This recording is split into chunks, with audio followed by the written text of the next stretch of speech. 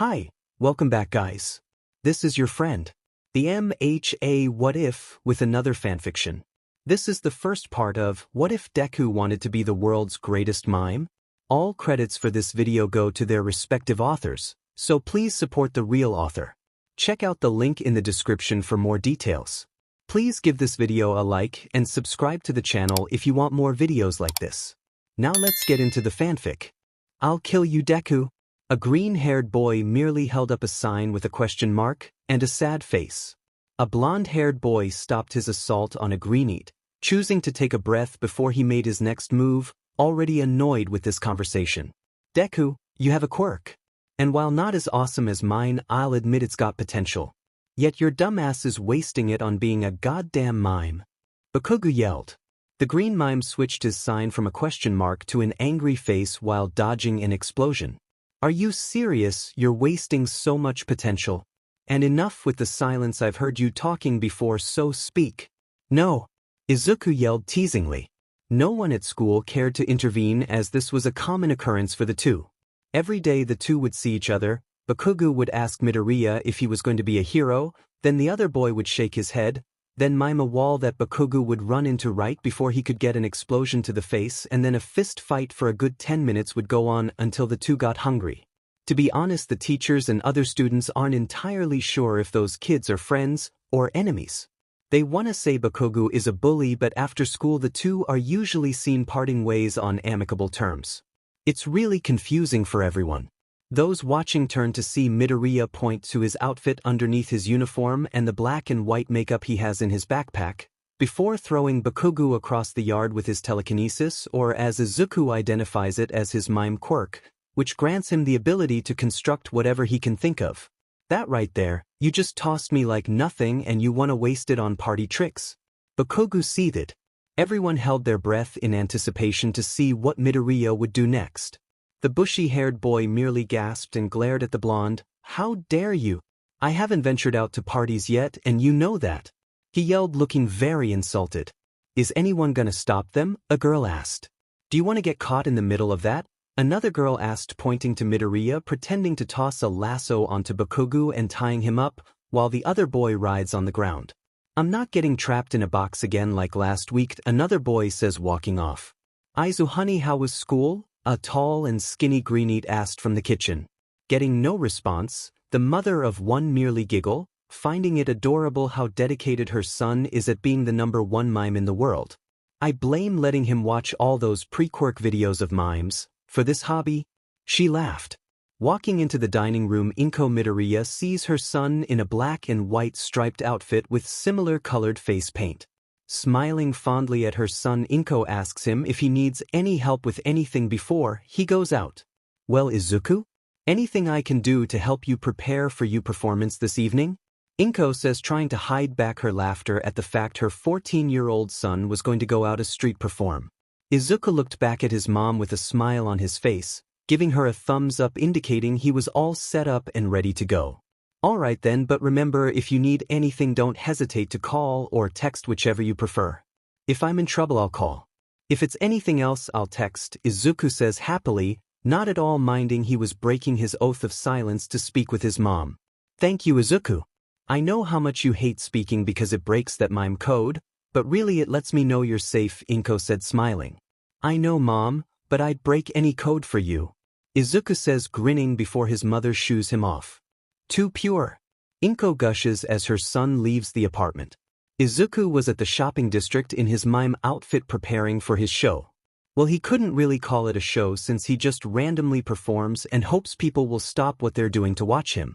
He's yet to garner a full following, but that might be because mimes aren't that popular. Izuku was busy getting himself out of a box when he saw a cute girl about to pass him by. She had orange hair and nice blue eyes. And while most people would think being a mime is all he cares about, they would be dead wrong. So Izuku, doing the only thing he could think of to catch the girl's attention, decided to rope her in and bring her back to him. Hopefully she didn't find that weird. While he prepares his rope, he saw a small crowd begin to gather, interested in seeing why a boy dressed up weird was messing with his hands. Izuku saw the girl was getting closer, but in his haste to unwrap the rope got everything knotted up. At least he acted like he did. Exclamation point. Laughter rung around the crowd at seeing the mime panic at the invisible rope get messed up. Itsuka Kendo wasn't sure why she was hanging around the shopping district when she wasn't in much of a shopping mood, but she figured taking a break from her martial arts practice was needed. Looking back now, she regrets not being so vigilant. As soon as Izuku heard the laughter around him, he realized that his antics towards trying to get the girl's attention was getting him noticed, which was perfect. Also perfect was the girl about to pass his crowd. Izuku pointed to the crowd, stopping their laughter, making them look at who he was pointing at. As everyone turned to see who he was pointing to, they saw a girl about his age in a brown motorcycle jacket mindlessly walking about. When the crowd looked back, they saw Izuku on the ground performing CPR on himself. The crowd couldn't help but laugh at the boy's antics towards this random girl. When Izuku finally got up, he put on binoculars to search for the girl again, hoping he hadn't missed his chance with her. "What's the kid doing?" a random crowd watcher asked. "I don't know, but I think he's supposed to be looking out of binoculars or something like that. This kid's a riot." When Izuku put his self-made binoculars down and threw back an imaginary fishing pole, or at least to everyone around him it was imaginary, he was illegally using his quirk. His face lit up when he sensed he caught something. Izuku looked to everyone with a thumbs up, his grin causing smiles on everyone else's face. Then the boy began to reel back his fishing pole, fighting back every once in a while.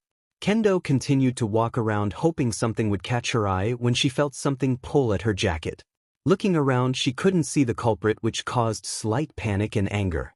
As she got pulled away to a crowd of people unwillingly, her anger grew. "Whoa, this kid looks like he actually caught something?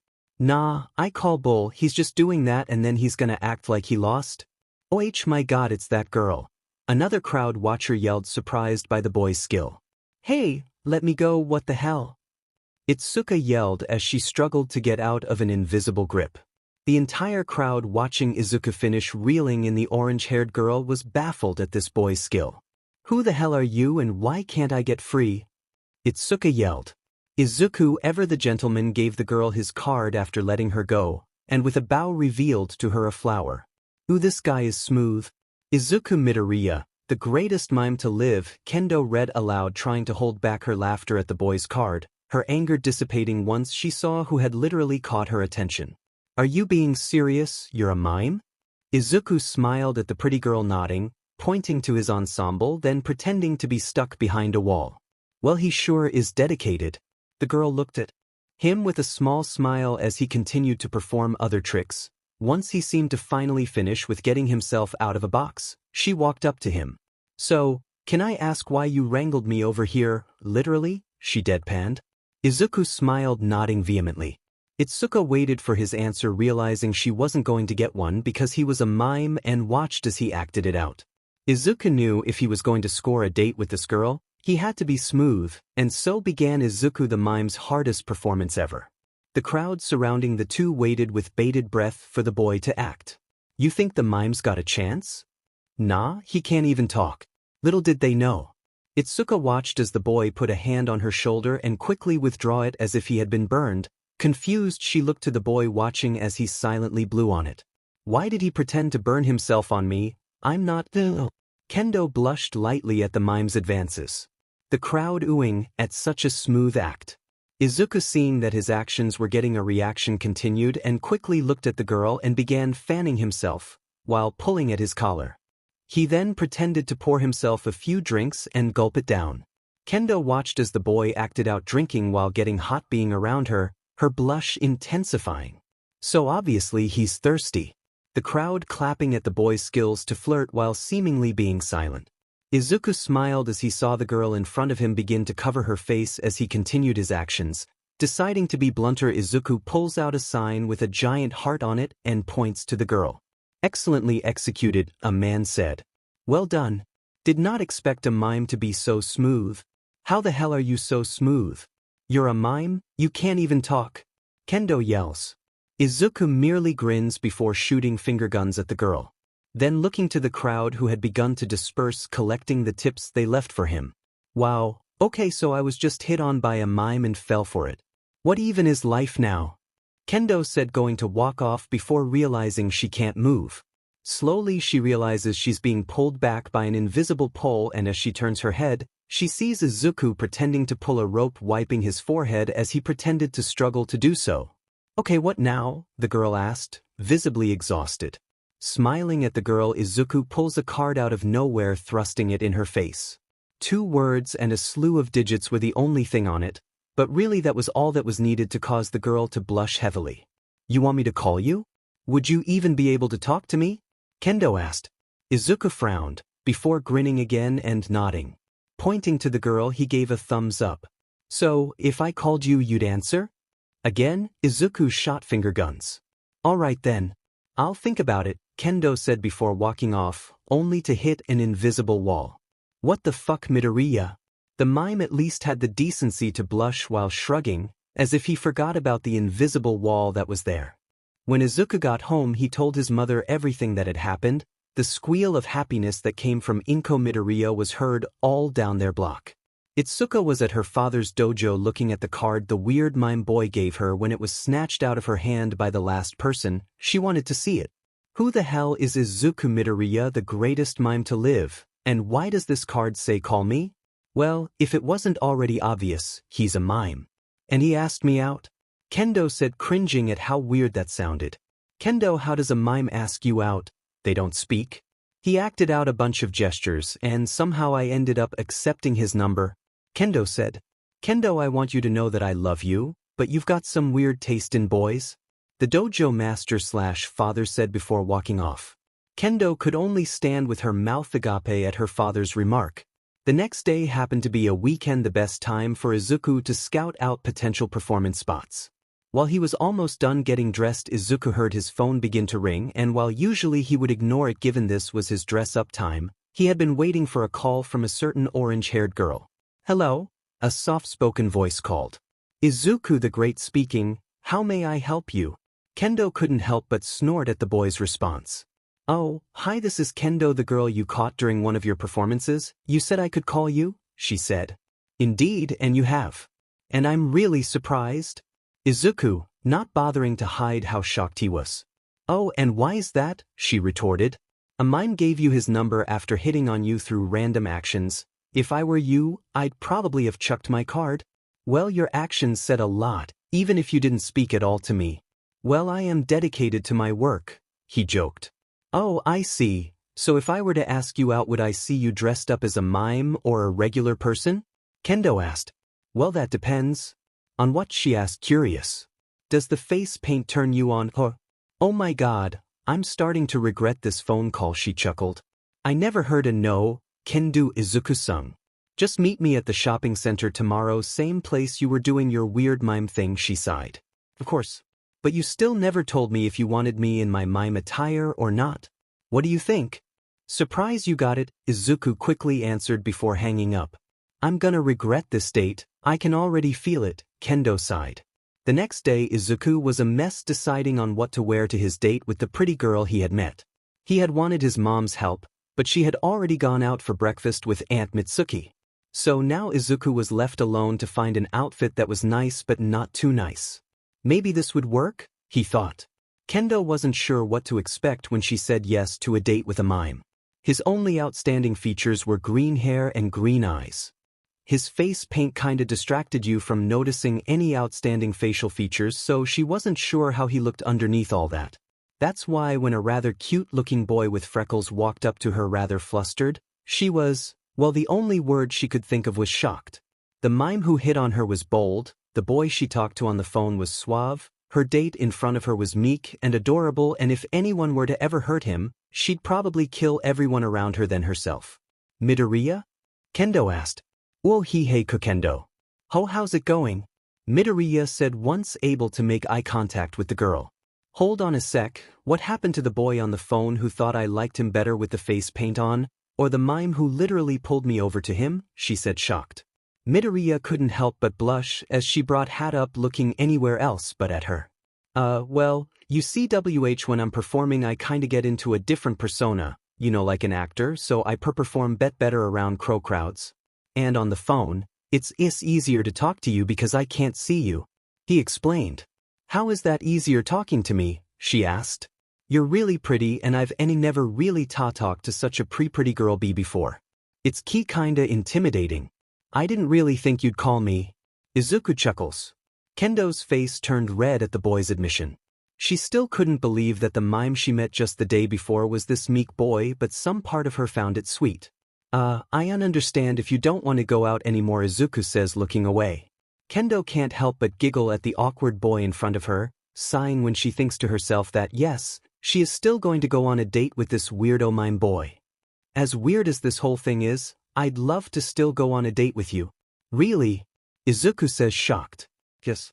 Really, Kendo says, shocked herself. As the two eat their food, they begin discussing what they plan to do after middle school. It took a bit of time, but Izuku finally began to get comfortable around Kendo enough to stop stuttering. So, you still haven't decided on what high school to go to?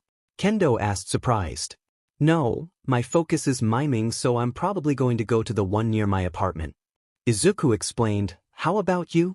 Well, I plan on going to UDA to be a hero. Kendo says, happily. That's so cool. What's your quirk? I call it Big Fist.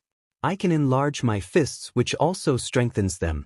Kendo explains, it's not that impressive, but it should be enough to get me in the hero course. Izuku smiled wide at the girl, causing a slight blush on Kendo.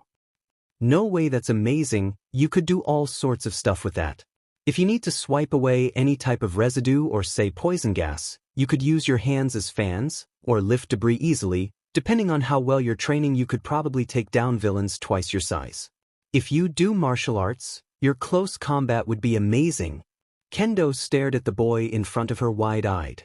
In a matter of seconds, he had analyzed her quirk and even guessed that she could double the advantage by doing martial arts. Wow, that's exactly right. I'm currently doing karate to help me with my close combat. How did you do that? Kendo asked. Izuku rubbed the back of his head, embarrassed. Well, when I was younger I used to analyze hero quirks, but then I kinda stopped once I started learning how to be a mime. I really want to be the best mime in the world, so I devoted all my time to the arts, Izuku said with his eyes shining. Really? I just assumed miming was some sort of secondary thing you did with your quirk. That was your quirk you used on me, right?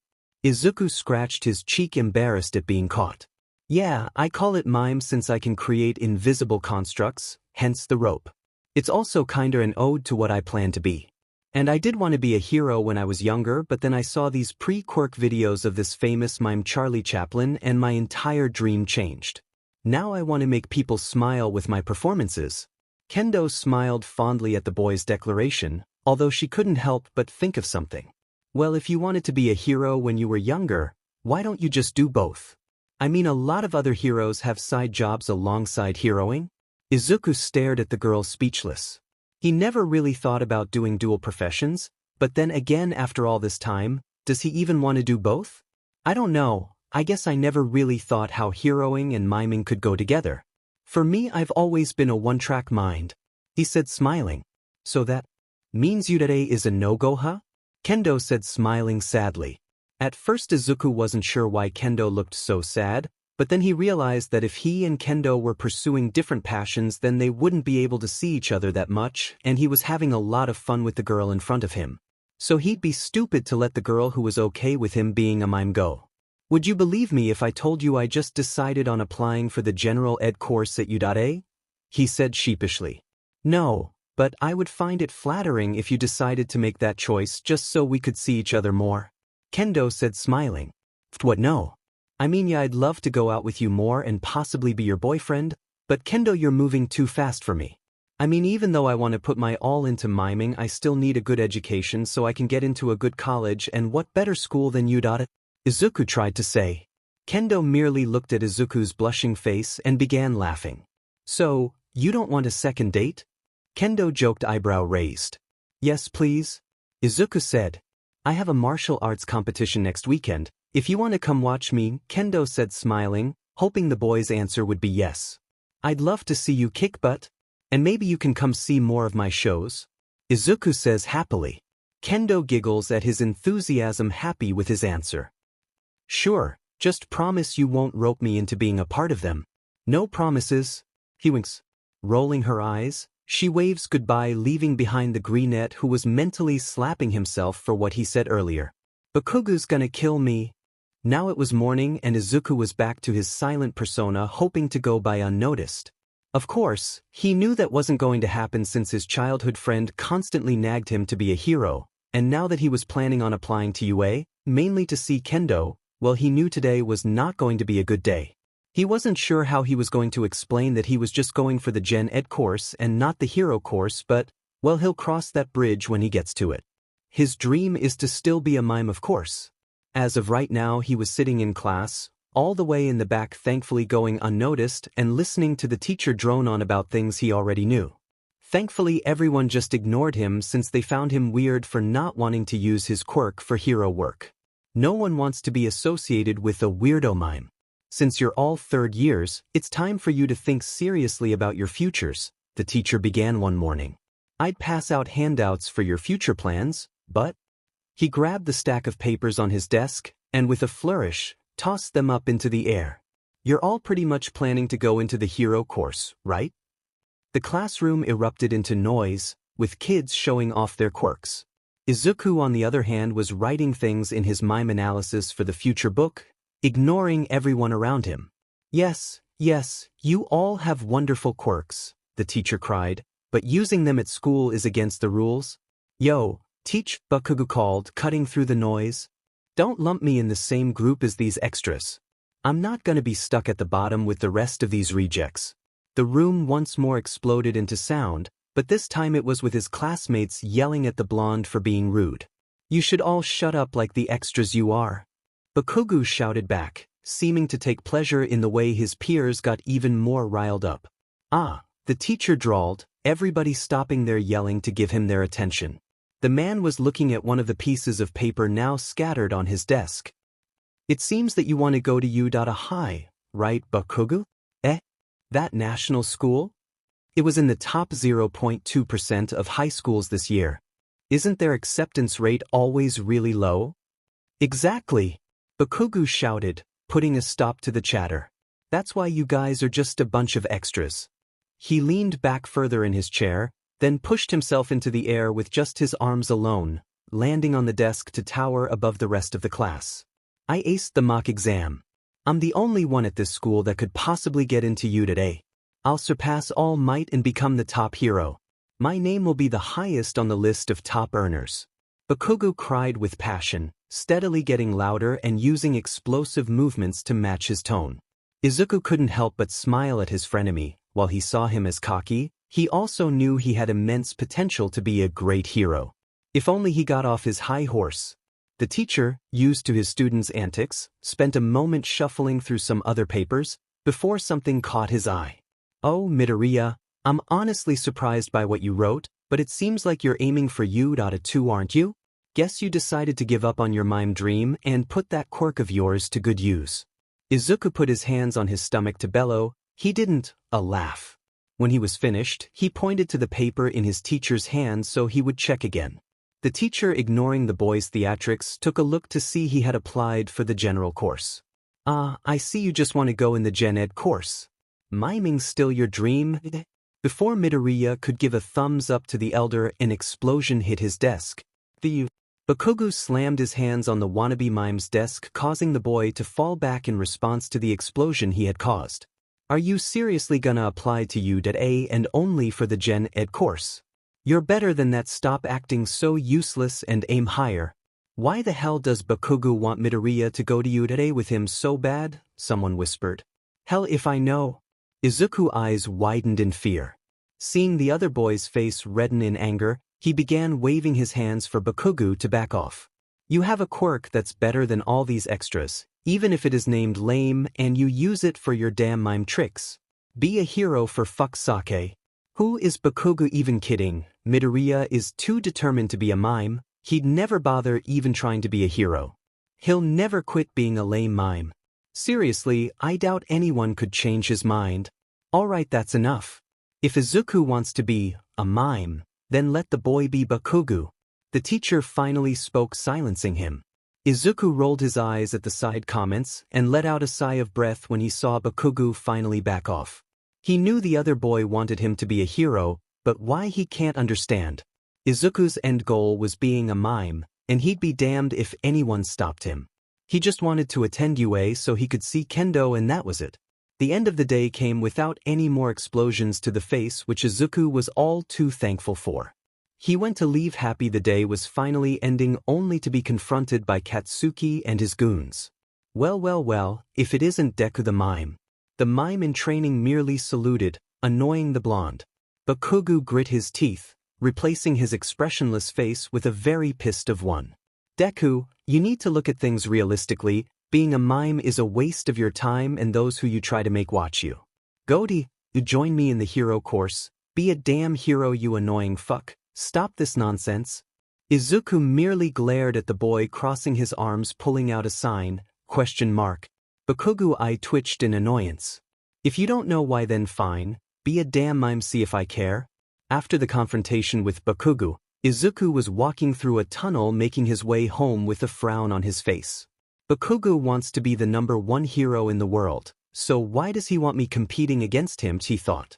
Even though Izuku had never really cared for heroics, he still thought All Might was one of the greats and agreed with Bakugo that being the #1 hero was an admirable goal, but so was becoming the #1 mime. Whatever, it doesn't matter, I'll just keep on smiling and making others laugh. Doing a silent laugh, cheering himself up. Thankfully, due to Izuku's silence, he was able to hear the slushing coming from behind him from the sewer. Once he fully turned around, he was able to see a giant sludge monster, his face changing to an expression of horror. Oh no! A medium-sized skin suit. Yes, you'll do just fine. The thing said, its voice just as grotesque as its face. Izuku paled, realizing its choice of words, and tried running away, only for it to send a tendril of sludge towards him and reel him back. It's okay, kid, it'll be over soon, so how about you stop fighting it? I need to get out of here before he arrives. Izuku was clawing at the slime on his face, trying to get it of him without luck. Is this how I die? Izuku thought he started to suffocate. Is this how it ends? The world getting blurry as he slowly gave up. You're going to be the best mime ever, Izuku-honey. Izuku's eyes widened as he remembered those words his mom said to him. Flashback. He had just finished watching a black and white silent film made from the pre-Quirk era. The movie had a man dressed in a tuxedo and bowler hat running from cops into a mirror room, constantly bumping into himself. To others it'd probably be boring, but to Izuku it was hilarious. Mom, do you think I could be like Charlie Chaplin? I thought you wanted to be a hero like All Might? Inko asked. Heroes are cool, but that guy's funny and he makes people smile too, just look. A 6-year-old Izuku said as he showed his mom videos of the famous Charlie Chaplin performing, causing uproars of laughter. I want to do that. I want to make people smile with my performances. Inko smiled softly at her son, nodding. I know you will. You're going to be the best mime ever, Izuku-honey. Flashbackins. Izuku's eyes widened. That's right. As he clenched his hand on the slime. Mom believes in me, so I need to show her I can be the best mime in the world.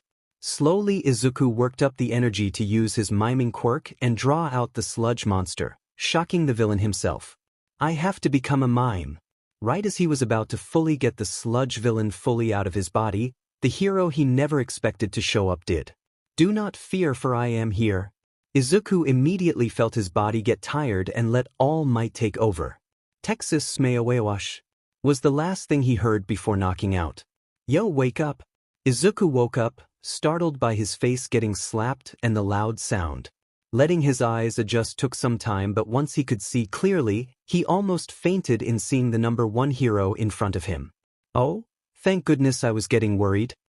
Izuku, forgetting he was in character, merely brought a sign out with exclamation points as he jumped to his feet. Yes, well, thanks for the assist, but I should get going, All Might said, turning around. Izuku shook himself out of a trance, realizing he was in mime mode. Calling out for All Might, he picked up his mime analysis for the future book, only to see it already signed. Wait a second, could you give an auto dash? He already did. Wow, Bakugo is gonna love this. Oh, so you can speak, that's good. Anyway, I really should be going. After all, I have to put this guy away. Holding 2 soda bottles filled with the sludge villain. Izuku froze. Oh yeah, need to take that guy to jail? All Might started to stretch. Yup, so thanks for the help, kid, but I'll be going. Midoriya, my name's Izuku Midoriya. And thanks for the help. See ya Midoriya. All Might say before shooting off. Oh my gosh, I can't believe I talked to All Might and got his autograph. Bakugo is gonna be so jealous, Izuku thought. While Izuku continued his endless train of thought, he failed to notice where his legs were taking him. I can't believe Deku doesn't want to be a hero. He's got a pretty cool quirk, and to just let it waste away. The winged minion says. I know it's pathetic, right? The other one said. Katsuki didn't say anything, still pissed off his former friend, didn't want to be a hero. What happened to our promise, you stupid Deku? We were supposed to be the best heroes the world would ever see. Hey, Bakugo, you okay? The other minion said, pulling out a cigarette and lighting it. Katsuki turned around in anger and swatted the cigarette away with an explosion. What the hell did I tell you about smoking that shit around me? And not, T2. If I get a mark like that, my chances at you are gone. Hey, why don't we head to the arcade? That'll be fun, the winged minion said, trying to placate him. Katsuki took a few deep breaths before grunting. Fine. However, before they could get far, a chilling voice stopped the three boys.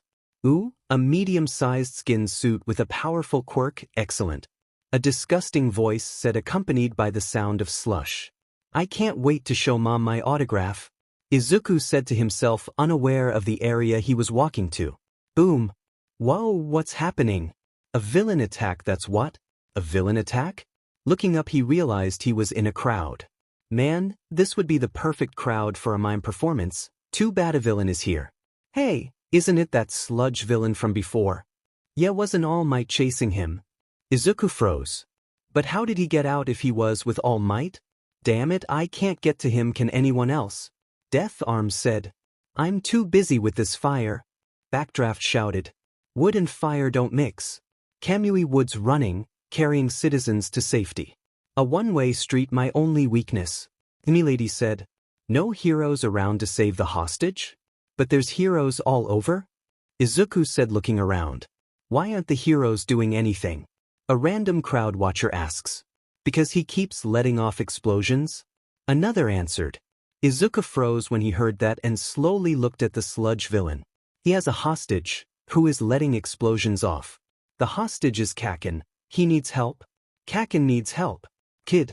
Stop, get back here.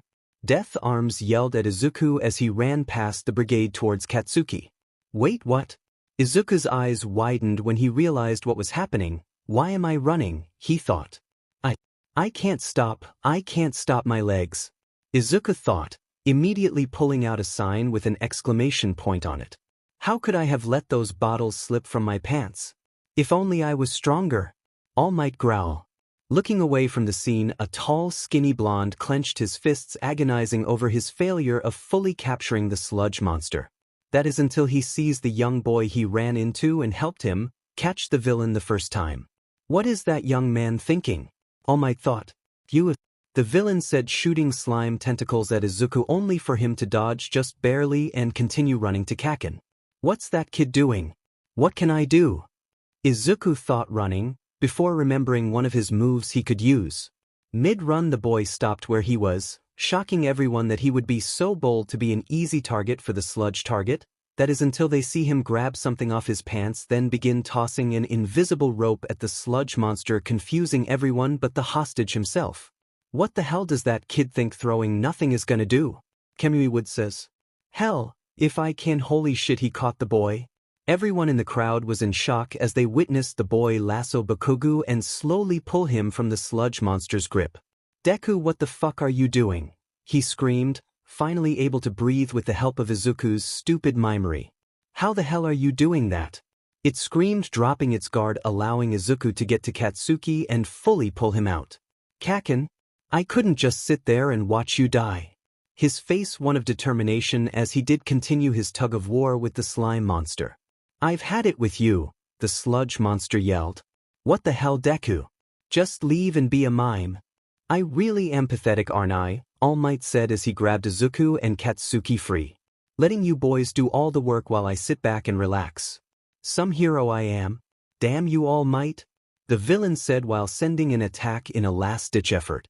Detroit Smaewawash, blasting the slime apart before changing the direction of the punch upwards. causing a rain cloud overhead to form. It's raining. Holy crap, he changed the weather with a punch. The crowd cheered for All Might with him giving them a victory pose before looking back at Izuku, who was dizzy from all the sudden movement. Once Izuku was finally able to go home, he was visibly exhausted. Not only did Kaken get praised for his quirk, but he got chastised for his help. Deku. So much for a nice walk home, Izuku thought before turning around to see a very red Katsuki. Katsuki was breathing heavily, stomping his way all the way to the Greenette's face. Listen, you didn't help me today. I would have been fine without you. So you go back to being a stupid mime and I'll be the hero. That was strange. Izuku's sweat dropped before turning and going to walk home. I am here, All Might said as he slid into Midoriya Way. All Might, what are you doing here? Izuku shouted, shocked to see his hero again so soon. Bikabiarj. Oh my god, are you alright? You don't look like All Might, you're an imposter, aren't you? I'm gonna get sold because I'm cute, aren't I? My mom told me about people like you. Izuku yelled. What? No, I assure you I'm the real deal. This form is because of an injury that occurred 5 years ago. 5 years ago, that was the toxic chainsaw fight? Please, that guy couldn't hold a candle to me. No, this was something else. Due to that I can only hold my form for 3 hours to the day. All Might explain. Izuku was horrified from this information but kept it hidden, not wanting to worry the symbol of peace. Well, this is nice that you're telling me, but why? Izuku asked, confused. All Might nodded, glad to be back on track of his originally mission for meeting the boy. Tell me, young Midoriya, when you ran to save that boy, your legs, they moved on their own, didn't they? Izuku tapped his chin, trying to remember the feeling. A rush of how fast he was running yet not being able to stop himself coming back. Yeah, that's exactly what happened. All Might smiled wide before saying his next words. You see, young man, the best heroes fight for what's right, they rescue without a second thought, but what a lot of them have in common is that when someone was in danger, their legs moved on their own, including myself. Izuku started to look confused as he told him these things. You ran headfirst into danger when no one else would? Izuku nodded, remembering all the heroes who said there was no way they could help. Young man, you can become a hero. Izuku froze at those words said from his hero, feeling a bit awkward. A what? All Might raised his arms in the air. I deem you worthy of inheriting my quirk, but I don't want to be a hero. All Might looked at Izuku curiously, unsure if he heard right, the younger boy's next words causing the man to choke. I want to be a mime, the world's greatest mime to be exact. Are you serious, my boy? You have such great potential to be a hero and you seem to already have a good grasp on how to use your quirk. Izuku began to sweat. It's just I really want to be a mime and put smiles on people's faces with my performances. They say laughter is the best form of medicine and I want to make people laugh. All Might's sweat dropped at his hopeful successor. My boy, have you ever thought that perhaps you could do both? All Might asks. Izuku stood frozen at All Might's suggestion. Just a thought, young Midoriya. You could make people smile with your miming and with saving people. That's what heroes do. They save people with a smile on their face, which in turn makes the people smile. Izuku looked at the tall man before giving his answer. I mean, that's really tempting, but I have a lot of work cut out for me in miming and stuff. Are you serious? I'm giving you an offer of a lifetime and you're still hesitant. All Might choked. Then again, if I got to UA for the hero course, I could see kendo more, and I mean making double the amount of people smile. Izuku started mumbling, ignoring All Might. All Might's sweat dropped at his successor. Alright, I'll do it, but you have to promise this hero stuff won't get in the way of my miming. Izuku said with a smile on his face. You're weird, but I'm glad you said yes. I promise you'll have time for your mime stuff, young Midoriya. Now meet me at Dagoba Beach tomorrow at 8 a.m. Izuku laid in his room thinking over All Might's words, unable to get over them. Heroes make people smile too. Izuku already knew this from seeing All Might save people. It's just the way Charlie Chaplin did it was so different that Izuku wanted to see if he could do the same. Now here's the #1 hero telling him exactly what Kendo told him, that he could do the same as a hero and a mime. Well, looks like I'm gonna see if it's possible after all. At least Bakugu's gonna be happy, it think? Dinner was a silent affair as Inko Midoriya was still slightly worried over her son's actions. He hadn't mentioned wanting to be a hero since he was 6. So, it was a shock when she saw him go to save Bakugo. Then again, I always knew deep down he still had a heroic heart. Mom? Inko was brought out of her stupor when she heard her son's voice. Yes, honey. Do you think I could be a hero, and still be a mime? Izuku asked hesitantly. Inko was unsure where this was coming from, but she knew she had to answer this carefully. Honey, why are you asking this now? You've been trying to be a mime, the #1 mime for years. I thought you gave up being a hero? I had. But I met two someones who said I could do both, and it just made me think why I never thought about that, you know. All these years I could have aimed for both, but instead I only focused on one. Izuku, honey. It's okay that you did. Being dedicated to one thing over another isn't bad, it just proves how determined you are to reach that goal, Inko said smiling. But if you feel like being a hero is still important to you, then I think you should go for it. Izuku smiled, nodding. His mom was right as always, just because he focused on one thing doesn't mean he can't focus on another. As of tomorrow, Izuku was going to go for being the #1 hero/mime in the world. The next day Izuku woke up prepared to meet All Might. So why are we here at Dagoba Beach, All Might? Oh, we have some training to do. You're not worthy of OFA just yet. But you said I was earlier? Midoriya said. Your body isn't. My quirk OFA binds the physical strength of many people into one. Your limp noodle body isn't ready for it. Your limbs would pop right off. All Might explained. Now that's not true at all, Izuku said as he ripped off his shirt, mildly insulted. For a mime you are actually quite fit, All Might said surprised. Nevertheless, you still are not prepared for OFA. You need to make your body into a proper vessel, and I have just the way to do that. Here is my aim to pass, American Dream Plan. All Might said. Passing the papers off to Izuku, the new hero in training looked through the exercise schedule grimacing. Once All Might deflated, he began speaking again. You'll follow this plan for the next 10 months, as the entrance exam will be taking place in 10 months. You've trained your body well, but you still need some training. As for why I chose this place for your training, well, not only will you train your body, but you'll also clean up this beach. Oh yeah, this spot was a tourist attraction and pretty popular in the past, but ever since then, it's been deserted and trashed.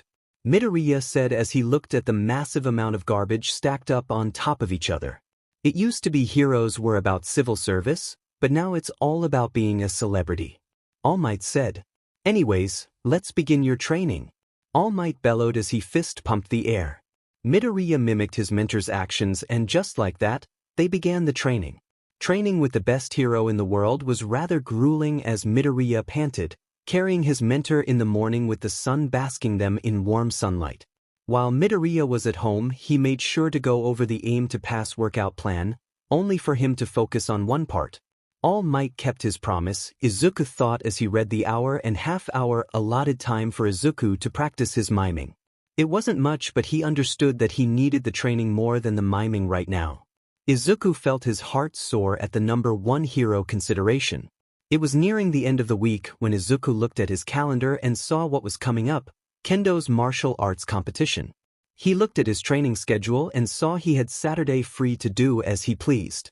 Awesome, and Kendo's competition isn't until the evening, so I can squeeze in a performance before I have to meet her.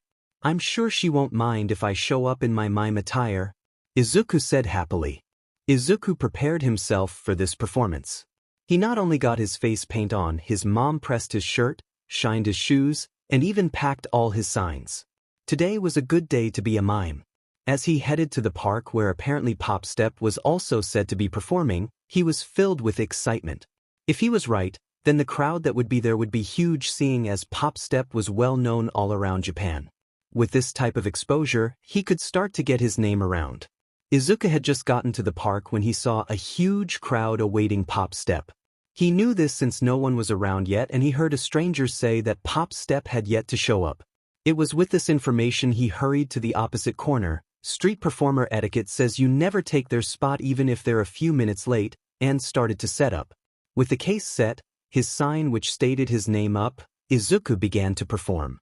Okay, first trick walking up the stairs, Izuku thought, as he began to carry himself with his quirk. However, to the crowd it seemed like he was walking on invisible stairs. "Holy crap, look at that kid over there, he's walking on air," someone shout, garnering the attention of the awaiting crowd for Pop's step. Then they saw Izuku walking on what they assumed was a tightrope as he pretended to wobble back and forth. A second person noticing this began laughing as the boy went to walk through a door to greet them but walked face first into it. Then as he tried to open it, found it locked. As he tried to pull it open, the crowd found the boy in midair hanging onto nothing trying to pull open a door. Then he went to lifting an invisible hammer and banging it on the door. When it broke through, he flew into the crowd. Izuku merely pulled a sign out as he flew to them, the crowd doing their best to not manhandle him and put him down gently. Laughter rang around as Izuku began to bow to them in apology for such a short show, enjoying the applause and chant of his name. Kendo was warming up for her turn against the other green belt student when she looked to the stands again to see if the boy she had lunch with last week was there. When she saw the green hair missing, she frowned to herself, thinking of course he wouldn't come, he's probably more focused on being a mime. There was only one more round until it was her turn, and it was as she was readying herself to go up that the dojo doors slammed open. The entire dojo looked to see who would cause a ruckus, Kendo included, only for her to turn bright red and turn back around. Laughter rang as the crowd saw a boy in mime attire and a sign with their very own Kendo's face walk in smiling. Kendo's father couldn't help keeping the shit-eating grin off his face as he grabbed his daughter from the floor, dragging her to where the boy stood. Dad, what the hell are you doing? I'm up next, I should be warming up," Kendo yelled as everyone began to put two and two together.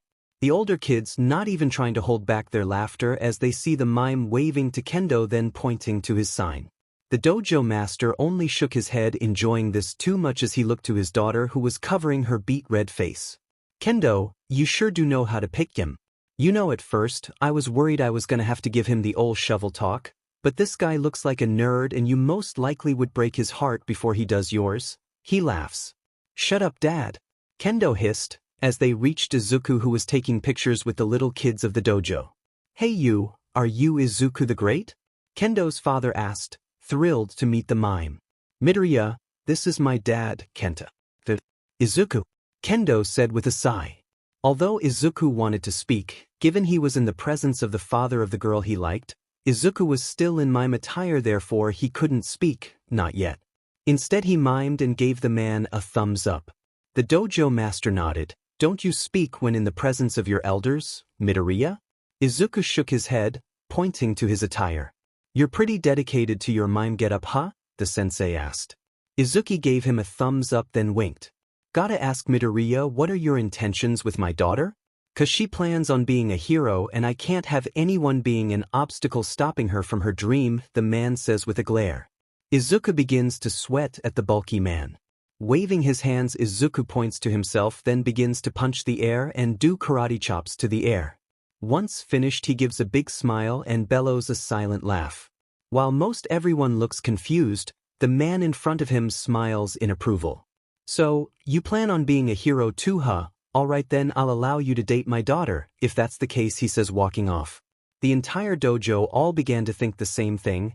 How did you get that from him, punching the air and laughing? Kendo merely looks at the boy before going, "We're having a talk after this." Izuku winks and blows a kiss, causing the girl to blush. Stupid mime. Izuku watched as the girl he liked flipped the green belt on his back with ease. She was aiming to move to the next bracket in the dojo, and honestly at this rate she was going to get it. At least that's what Izuku thought as he saw her kick the guy down in one fell swoop. The other dojo members. "Look at the mime holding that picture of Kendo," a blue belt said, laughing, as he saw Izuku silently cheer towards the orange-haired beauty. "What a nerd, can't believe Kendo actually likes that weirdo." "I'm not gonna lie, I think it's cool that the kid isn't embarrassed to go out in public like that and just perform," an older student said to the blue belt who was trying to make fun of Izuku, the younger student looking down in embarrassment at no one going along with his jibes against the greenette. "Takes guts to be able to put on that face paint and even pretend to hit an invisible wall. I may be able to judo flip people twice my size, but I could never do what that kid does," another older student says with a laugh as they watch Izuku pull out a random sign with a heart and point to Kendo as she waits for the next round to be called. "I really have to talk to him about coming to my competitions in his mime attire," Kendo says, blushing. Ah, come on Kendo, even I gotta admit your boyfriend is adorable as heck. He laughed before she tripped him, pinning him down. No fair, he says. Blowing her hair out of her face, she merely mumbles, "He's not my boyfriend," before walking off to receive her blue belt. After bowing to her father, the dojo master, she switched out the belts, happily showing off the belts to her friend's face, dropping when she felt something pin her arms around her, alarming her friends. "Yo Kendo, what's wrong, you just froze up on us?" one of the older students asked. Seeing the younger student face pale frightened him. Seeing her get dragged backwards scared the shit out of him. Seeing this prompted all the students to jump on the girl to not let her get dragged any further. "What the fuck is happening, sensei?" Their sensei, however, merely cackled at his students' dogpile his daughter, who was just being dragged to the mime boy, who was now struggling to pull the rope with 15 students holding onto his daughter. But apparently the little string bean was stronger than he looked, because slowly his entire class slowly slinked towards him. What is happening? Kendo wanted to cry of embarrassment. She honestly wasn't sure whether Izuku was worth this, but then she looked back and saw him pulling the invisible lasso, his red face visible beneath his face paint, with a small smile on his face, and she thought, "God damn it, the nerd's worth it." "Sensei, the dojo is haunted." "Oh wait, it's just the weird mime kid trying to drag Kendo to him," the black belt who defended him earlier said, laughing. Izuku merely gave a two-finger salute as he paused in his pulling, letting all the students get off Kendo. When every student was off, they saw Kendo practically fly towards Izuku, who caught the girl easily. Although she was angry, the girl merely laughed at the mime, who then decided now would be a nice time to kiss Kendo. How wrong he was. Because of how sweaty he had gotten from trying to pull Kendo along with her friends towards him, his face paint was slowly coming off. Mix that with Kendo's sweat that she forgot to wipe off, and well, once the kiss was done, neither would ever live down what their faces looked like because of it. "Does this mean you're my boyfriend?" Kendo said, smiling, looking ridiculous with his face paint all over her lips.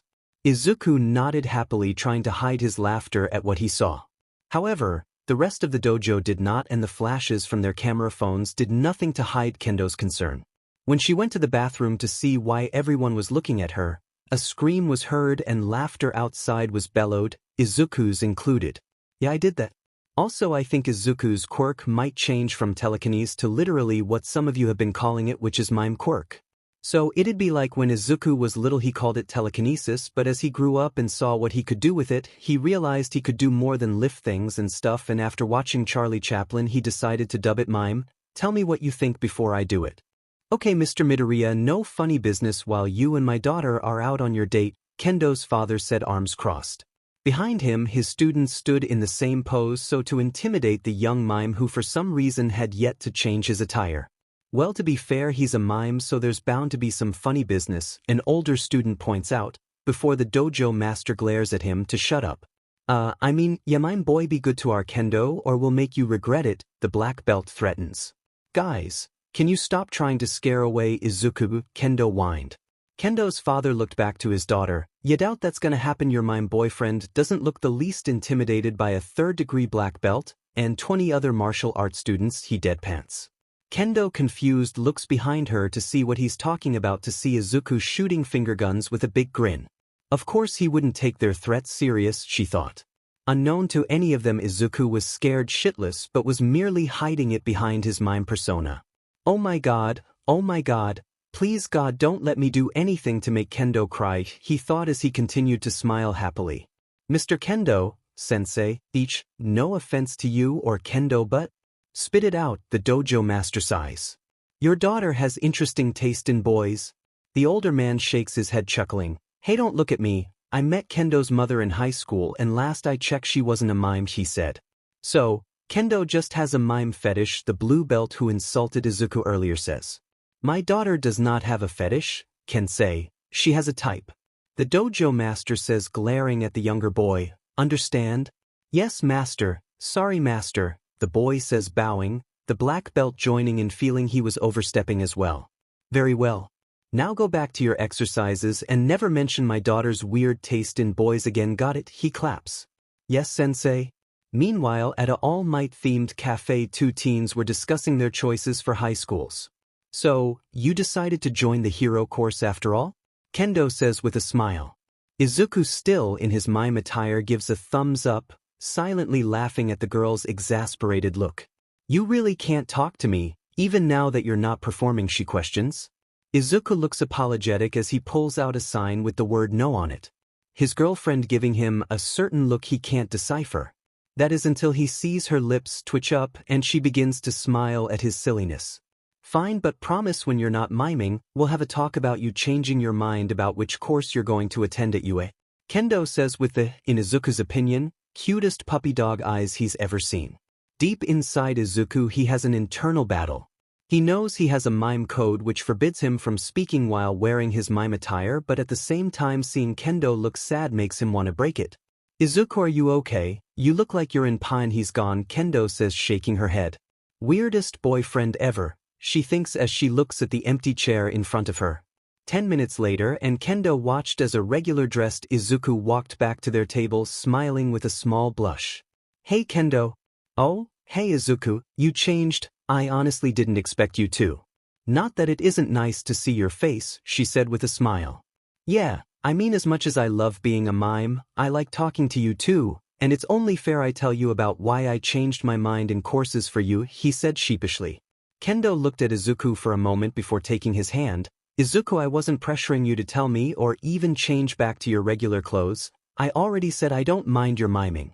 I didn't mind waiting to hear how you decided to choose the hero course and miming, she said, hoping she wasn't offending Izuku. Izuku looked at Kendo, his eyes wide at the girl's confession. Clenching his fist, he smiled, too pure. I love you. What? I mean, I really like that you're so accepting of me being a mime. A lot of people at my school think it's weird, and well, it's really cool that you're okay with me picking you up in my mime attire and you're not embarrassed at all by it or bothered, he said, blushing. Kendo blushed at Izuku's confession, shaking her head. This nerd. Well, I won't lie. It is weird having a mime boyfriend, but then again we live in a world where it's normal to have superpowers, so thinking about it, having a mime for a boyfriend isn't that weird. Kendo reasoned. Izuku smiled at his girlfriend's reasoning, nodding his head. Yeah, and plus when I'm super famous for being the best mime in the world, you can say that you were by my side the whole time cheering me on, Izuku said, pumping his fist. Kendo bit her lip, holding back her laughter at Izuku's announcement, utterly failing. Well, I can't wait for that day, Izuku. Now that we have your mime business out of the way, why don't you tell me how you decided to also be a hero? Kendo asked. Izuku sat up, remembering that the whole point of their date was so he could explain how he changed his mind. Oh, well, to be honest, it was a mixture of you and someone else saying I could do miming and hero work together, Izuku said, rubbing his head. I made you change your mind? Kendo said, blushing. Well, yeah, and someone else who I looked up to. They told me that it's not entirely impossible to be a hero and an entertainer like I want to. If I'm truly dedicated to it, then I can do both. And well, I figured I want to be with you, and I want to make people smile, so why not do both, he said, smiling. Kendo covered her face at hearing one of the reasons Izuku was choosing to be a hero was to be with her. He's so cheesy, yet so smooth. They said I could make double the amount of people smile by helping them as a hero and a mime, which is my true objective, Kendo. I want to be the #1 mime in the world. Being the best hero would just be a bonus, Izuku said with a smile. Kendo smiled back at Izuku, happy to hear about his plans on not only attending the same school as her but choosing the same course in the next few months. Put your back into young Midoriya. You may be a fit little mime, but that doesn't mean you're ready for OFA yet. All Might yelled atop the refrigerator Izuku was pushing. I am putting my back into you, monster. It'd probably be easier to move if there wasn't an extra 300 pounds atop this thing, he yells back. Hey now, I lost a couple pounds, All Might defends. Doesn't feel like it, Izuku mutters. For a mime you sure are sassy, All Might remarks. I'm not a mime right now, Izuku says, sticking his tongue out. All Might's sweat drops at his successor's reply before jumping off the fridge, so he'll have an easier time moving on to the next pile of junk. Well, young Midoriya, by my calculations, if you keep working at the rate you are, you'll be finished in no time. That's not a calculation, that's an opinion, Izuku deadpants. Same difference, All Might smile.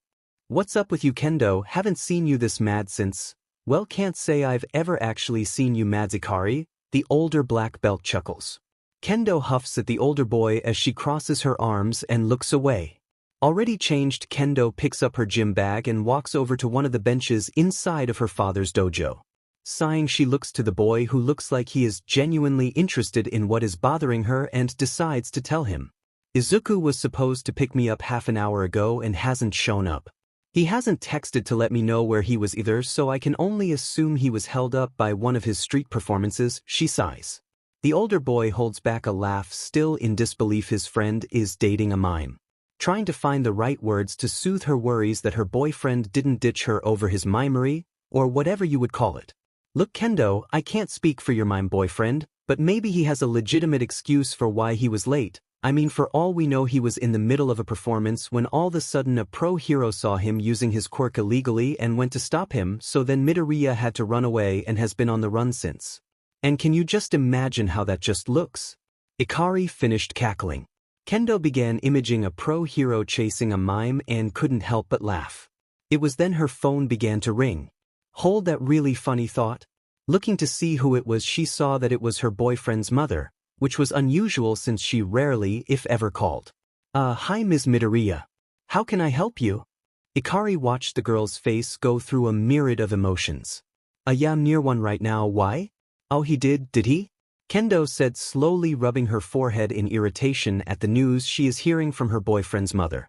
No, yeah, I'll put it on right now. Thank you for telling me, she sighs. Once hanging up, Kendo finally looks up to the older boy, who can't help but sweat drop at his friend's conversation. What was that about? Izuku's mom called. And? Kendo merely shook her head before going and changing to the news channel in her father's dojo. And that is why Izuku couldn't pick me up, she says, pointing upwards. Within seconds of both watching the news live feed, Ikari falls on the floor laughing, not having expected his words to ring so close to the truth. And here we are, live everyone in the middle of Hosu, where 3 pro heroes, Eraserhead, Miruko, and even Best Jeanist, are currently in a high-pursuit chase after what looks to be a mime who has been evading arrest for illegal quirk use and harming a pro hero. So far, reports say he has trapped rising pro heroes Kamui Woods and Mount Lady in some type of invisible box, created some type of invisible wall for Ingenium to crash into, and, from what we've heard, All Might has captured the boy and left the scene, with no further explanation. Oh God, Kendo, turn it off, I'm dying. Kendo merely ignored the boy to hide in a corner away, trying but failing to ignore the fact her boyfriend was currently on the news for evading arrest from 2 top 10 heroes as well as 4 other well-known heroes. She also was trying to ignore the fact her boyfriend was doing it while dressed as a mime. But I just don't get it. Why am I into such an idiot? She laughed hysterically, tears of frustration running down her face. It's the face paint, isn't? Ikari said, before getting knocked out by Kendo's big fist. Exclamation point. Izuku technically didn't yell, but he did use one of his signs while tied up since he was still in his mime attire. I know, my boy, but the staff deemed it appropriate for someone who was able to evade 6 heroes, one who could erase quirks. All Might laughs. Question mark. Izuku signed. Look, I know you're not a threat, but the others are just being rather cautious since you did technically, I guess you could say, capture 2 pro heroes, incapacitate 1 and outrun 3 others. All Might chuckles. The next sign is a sad face, which causes All Might to pat the boy on the head. Nonsense, my boy, even despite all that has happened, I would never let them stop you from continuing your street performances. Just be a bit more discreet with them, like pop step, you know. In a flash, Izuku's expression changed from saddened to happy in a second, as he nodded his head. Meanwhile, behind the mirrorless window stood 6 heroes, baffled at the current interactions occurring between the number 1 hero and the mime who wreaked havoc throughout Hosu. What the hell is going on? Miruko asked. I don't know, but it looks to me if the symbol of peace is actually able to understand the mime, Best Jeanist said. Leave it to the meathead to be the only one to understand someone who doesn't even speak, Eraserhead said. The other heroes nodding their head in agreement as they continued to watch the 2 people in front of them continue to converse. All the while, a bear, mouse, dog smiled at the interesting human who was able to outmaneuver some of the best heroes with a quirk that even he wasn't sure to label. Well then, I guess we have no other choice but to greet our guest of honor, yes? The bear, mouse, dog said, smiling creepily. Leaving the room to see just who this boy was, the heroes followed, hoping to get answers on just who this mysterious mime was. Well, my boy, looks like some people are here to see you about all the trouble you caused them, All Might announced with a small laugh as the door to the room Izuku was currently locked in opened.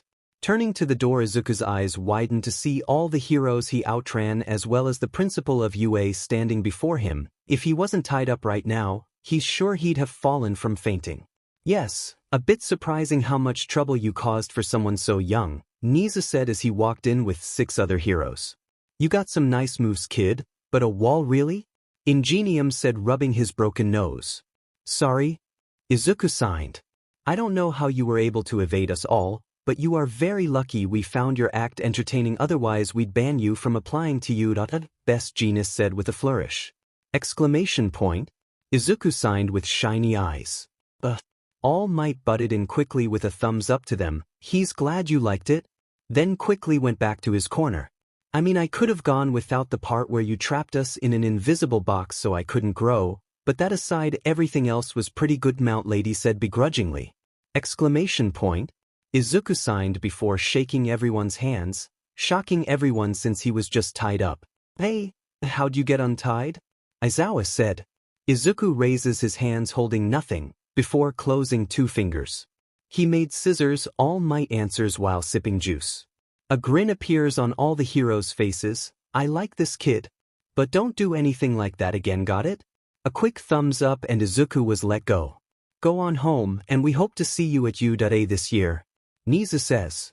Izuku quickly nodded before walking out of the window of U.A, causing all the heroes to scream before they see the boy somehow walk down what they can only guess is a set of invisible stairs.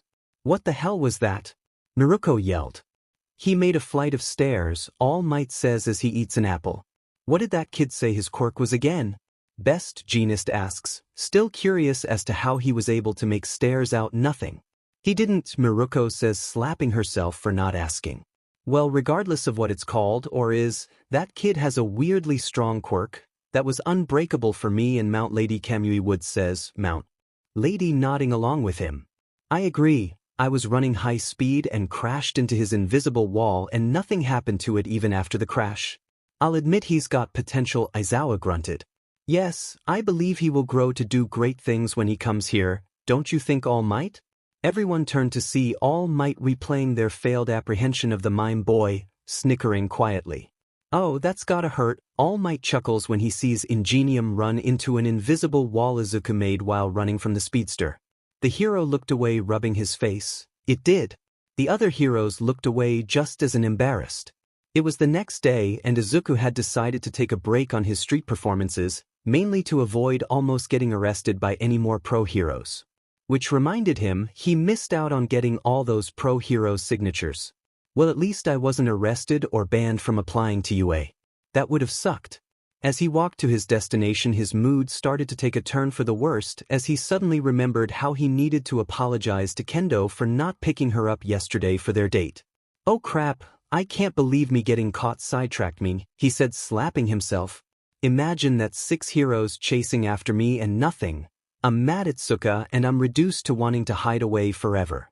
Sighing, the boy began his walk to his doom Kendo's dojo to hopefully ask for his girlfriend's forgiveness. But I'm sorry. You got chased after heroes, forgot to call, and then you didn't even think to have the courtesy to call me and let me know you were okay after all things were said and done. Kendo yelled after flipping Izuku on his back again, much to the amusement of the entire dojo. I didn't mean to. Forgive me, Izuku said, running around trying to get away from his girlfriend's wrath and failing. Never. Hee, hell hath no fury like a girlfriend mad at you, Kenta chuckled, while watching his daughter kick her mime boyfriend's ass. I'm sorry. Apologize one more time and maybe I'll forgive you, Kendo mumbles with her arms crossed. Really? No. Then honey, are you okay? You don't look that good? Inko asked. Little did Izuku know. His mother knew very well why he looked like a car ran over him repeatedly. Kendo and she had a very long talk while he was out being chased by the heroes, and they discussed how he should be punished, but since she was his mother, she could never punish her little Aizazu. Instead she had Kendo do it. Well, I kinda made Kendo made yesterday because I forgot about a date, which is totally understandable. I mean, I would be mad too if Kendo forgot about one of our dates for something like her practices or something like that, so she kinda maybe used me as one of her practices dummies, Izuku said, wincing. Oh, my little Izuzu. Do you need anything? She asked. No, I'll be okay by tomorrow. I'm just glad Kendo forgave me after she finally mastered some move. She needed to advance to the next belt, Izuku said, smiling as he limped to bed. Inko stifled her laugh, shaking her head at her son. Kendo, you're a lucky girl. A few days later. HUP. Come on, my boy. Do you want to be ready for OFA, or do you want to be a little mime boy forever? All Might chanted as he jogs alongside him, until he notices Izuku beginning to slow down behind him. Well, I mean, that was my original plan, but you and my girlfriend did manage to change my mind, so I might as well try. Okay, I get it, Mimey McMimey. How about this? Do you want to be the best mime hero ever, or do you want to be an average mime hero? All Might said. Izuku looked at All Might, scandalized he would even ask him such a question. You know I want to be the best mime hero ever. Then prove it by cleaning Dagoba Beach before the 10 months is up, my boy. Izuku looked to his mentor with a steely look in his eye. In that moment, All Might saw a fire begin to burn in his successor's body, giving him the motivation to become more motivated in his goal in cleaning up the beach. I will. Excellent, my boy. Just what I wanted to hear from my successor. Yeah. Izuku yelled, scaring a few civilians as they continued their jog. Onwards, mime boy. We've only got 6 more months to make you a fitting vessel for OFA. To being the best mime hero in the world, Izuku yelled. Slowly the pile All Might had assigned Midoriya was dwindling down to nothing, the beach becoming noticeably cleaner over time, while Izuku began to become the vessel needed for OFA. In just 3 months the beach became over halfway clean and his body far more pronounced. It was to the point even Kendo began noticing her mime boyfriend was becoming fitter, not that she was complaining. Stop drooling over your mime, Kendo, and get to training, Kendo's father lectured, bopping the girl on the head as he noticed her watching the boy practice his miming rather than do her warm-ups. Shut up, I'm not drooling, she mumbled. Izuku, honey, I have to ask what you are doing? Izuku looked to his mom, confused. Usually she left him to his own devices, knowing he would never intentionally get into any trouble given he was doing illegal street performances. What do you mean, Mom? I mean all the working out, the new dieting, and even the intensive mime training? She asked, then pausing she shook her head. Okay, well, not the mime training, I already know about that, but about the working out and dieting, you never seemed so worried about that before, not that you never did that much before? Izuku looked to his mother weirdly, until he face-bombed, realizing his mistake. I never told her I was going to try and be a hero again. I mean, I mentioned it, but I never actually told her I was going for it. Inko waited patiently for her son to tell her what was going on with him. While she knew her son was a good boy, she also knew something was going on, something new. Aside from him getting a beautiful girlfriend who somehow put up with his eccentric personality, I might get grandbabies after all. He was also disappearing for hours on end, not showing up until late at night, tired and beat up. Inko shook herself free of her thoughts when she felt her son grab her hand, who was smiling up at her. He gets his tallness from his father, she smiled. Mom, I'm sorry I've been worrying you, but I'm not in any trouble if that's what you think, Izuku placates. I know you would never do anything like that, Izuku, but when you disappear for almost an entire day and not for any of your usual street performances, then you have to understand why I worry. Izuku nodded at his mother. Sorry, Ma. I only realized now that I didn't tell you, but I'm training to attend the hero course at UA. Inko stared blankly at her son, waiting for him to continue. What? Yeah, I had a talk with Kendo and a hero of mine, and they said I could do both while still making people smile. You know, be a hero and a mime, and I just thought, why not give it a try? Inko couldn't help the smile that erupted on her face. While Izuku couldn't decipher the look his mom was giving, Inko was happy her son was going to work on his dream of being a hero again. Although it was up to him, she knew deep down his heroic spirit was still there waiting to be brought out again. Oh, honey, don't apologize, I'm just happy you're working on your dream of being a hero again. Katsuki's going to be so happy, you know. I remember when you two promised to show everyone who the best heroes in the world were going to be. Inko smiled. Izuku rubbed the back of his head, blushing. Yeah, I guess I forgot about that. I'll have to apologize about breaking our promise. So that's why Bakugo is always so mad at me for not wanting to be a hero. I just thought it was an ego thing. Well, now I feel bad. I guess I'll surprise him about me wanting to be a hero later. Inko hugged her son, rubbing his back. You two are best friends, he'll forgive you if you apologize. Yo Mina! Look, it's Deku the Mime. Kirishima yelled, quickly running to where a crowd was forming. Mina, not really caring for the street performer, but always happy to show an interest in whatever her best friend liked, followed him to where the crowd was. Oh man, I can't believe we're actually gonna see the guy live. I've only ever seen him online in videos, Kirishima said excitedly to Mina. Mina looked at Kirishima, his excitement beginning to become contagious. I don't get it, what's so cool about this guy? He's just a mime, right? What's so cool about that? Anyone can pretend to get stuck in a box, she joked. Surprisingly, half the crowd around her gasped at the girl's question as if they were the one. She insulted. I guess you must be new to Deku, but this guy is the real deal? Another person speaking, yeah, his performances are crazy. Last week a pro hero wasn't watching where they were going during one of his performances, so dude mimed stairs so the hero wouldn't interrupt him, and the hero just started walking up the stairs as if it was normal. Guy didn't even notice until Deku was finished with his act and he made the stairs disappear, causing him to fall like 50 feet. He laughed, a few others joining him. Whoa, I thought that was just some rumor, Kirishima said in awe. Mina looked at the black and white face painted boy curiously. Now she wanted to see what he had to showcase if everyone here was so excited to have found one of the boy's shows. Another one chuckled, entering their conversation while watching the boy in front of them pretend to climb a wall. Nah, kid's as real as they come. He's gonna go places. Holy crap, that's amazing, Mina said, watching the boy box in a man until he was on scrunched up, while everyone around them laughed. You're telling us? Although most people think his best show by far is the one where he was able to outrun 6 pro heroes. He only got captured because All Might intervened. Oh yeah, I heard about that, Kirishima said, still watching the show intensely. But I couldn't find any video of it anywhere.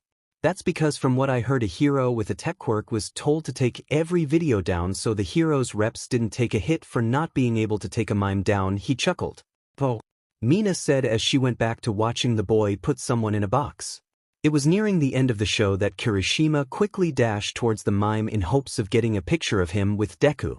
Quickly pushing through the departing crowd with Mina, Kirishima made his way towards his Deku.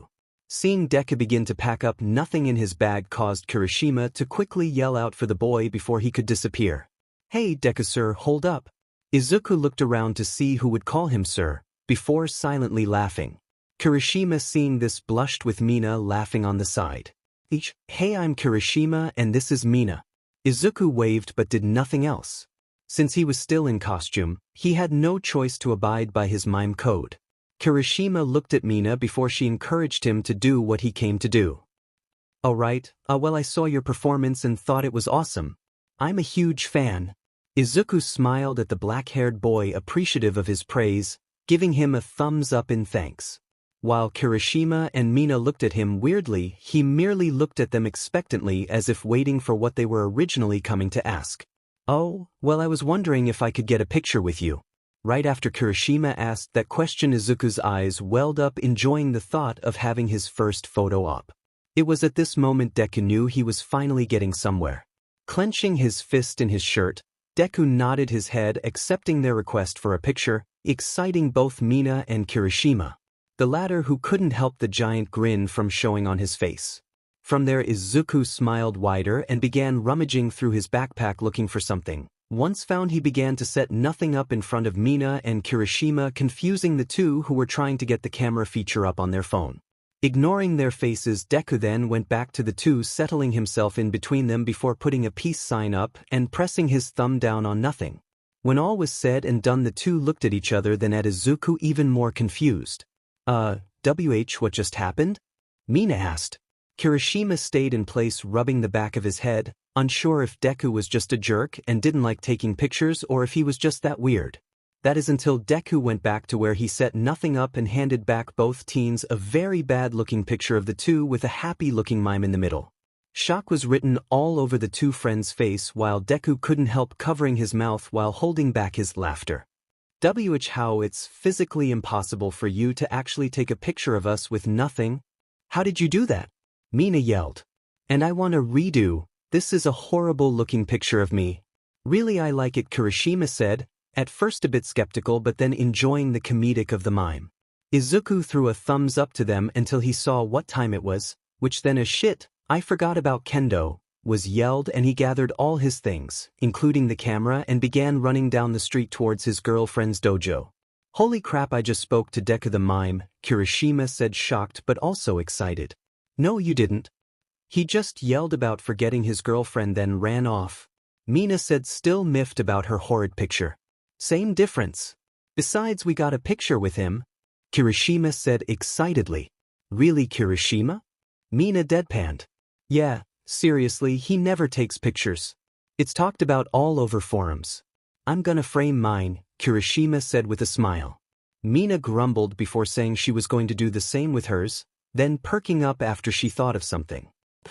Kirishima looked at his best friend, wondering why she was laughing. What up, Mina? Deku said he was picking up his girlfriend, right? Yeah. Kirishima found nothing wrong with this and was still unsure where Mina was going, that is until the pink-skinned girl spoke again. I'm just thinking about how the person Deku is dating probably has a thing for mimes, or maybe she's a mime too, she said, still laughing, Kirishima joining her when he begins to think the same thing. Izuku had just dropped Kendo off at her house after their date. Luckily, after he had explained why he was late, Kendo had forgiven him, citing it was sweet he would take pictures. Unfortunately, since their date had been after he finished a performance, he had taken her to dinner with everyone staring at the two since both were dressed in vastly different attire. Itsuka was, while still a bit casual, better dressed than her boyfriend, who still donned his mime attire and face paint. While any normal girl would have been mad at their boyfriend for picking them up in such a way and taking them out like that, Kendo realized her taste in boys was apparently far from normal and enjoyed having a one-sided conversation with Izuku in black and white face paint, making amusing facial expressions. The end of the night makeout session wasn't too bad either, she thought. Overall, Kendo's night was great, that is until she saw her face and neck in her bathroom mirror. Mother phew. So it's Suka? Not a word, Dad. You can't expect me not to say something when you walk in like that, the dojo master says, trying to hold back his laughter. Any other father would be mad at finding their daughter in such a state, but then again, just imagining how long she was like this is too amusing. Kendo glared at her father half-heartedly before going back to her task of getting rid of the black and white makeup on her neck and lips. So far, the makeup was proving harder to get rid of than last time. Yes, I can, Dad. At least try not to laugh while you stare me down and lecture me, Itsuka said while she scrubbed her neck, having just finished her face. The dojo master/father merely laughed at his daughter sounding so frustrated, while trying to get rid of the makeup, which only emphasized the fact her mime boyfriend had given his only daughter a hickey. You know, if you and that boy are going to do stuff, you could at least do it when he's not wearing his face paint. Unless you like him better when he has that stuff on, Kendo's father cackled. Go away.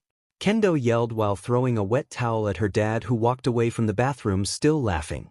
Fine, but for the record, when you want to cover up hickeys you usually use makeup that's the color of your skin tone, not the total opposite, he yells, laughing even louder.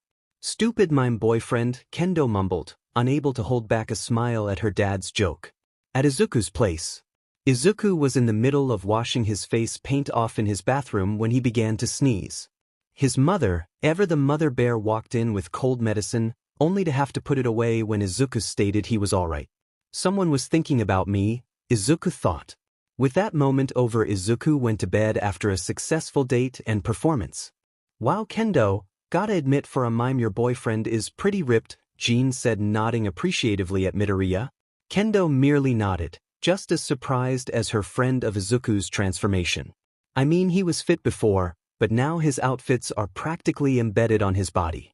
Kendo, what did I say about drooling over Mimey McMurdum over there? Her dad yells, playfully glaring as he points over to Midoriya, who was now shooting finger guns to an embarrassed Kendo. And what did I say about constantly calling me out like that? She hissed. You said to stop, but you're in my domain, kiddo. I do what I want, he said smugly. Kendo stared at her father, who smirked back at her. Unable to think of a comeback, she stomped off to spar with Kaito. The dojo master, feeling a tinge of guilt, reaches out to the younger girl, asking her to come back. Ah, come on Kendo, you know I'm just jock Midoriya. I swear to God, if you are mimicking me again I will end you, the dojo master threatened when noticing his students who were watching him began to snicker, some outright laughing at him. Izuku quickly pulled out his sign with a sad face, hoping his girlfriend's father would accept that as an apology. Oh no you don't. I'm not falling for that sad face this time. Go and give me 100 push-ups right now, my boy. Question mark. You're in my dojo, so you follow my rules. You mimic me, you face the consequences, and oh no, don't even think about faking having a performance right now, he lectured, watching as Izuku feigned being in a hurry and checking a planner he pulled out of nowhere. I checked with Kendo and you're free for the dates, Kenta said, glaring at the mime who tried sneak out of the dojo when he saw none of his tricks were working. Go on then, give me some push-ups. Relenting to the dojo master's demand, Izuku began his push-ups, deciding he would just count this as part of his training towards UA. On another note, don't mimic Kendo's dad. Just a little more, arg.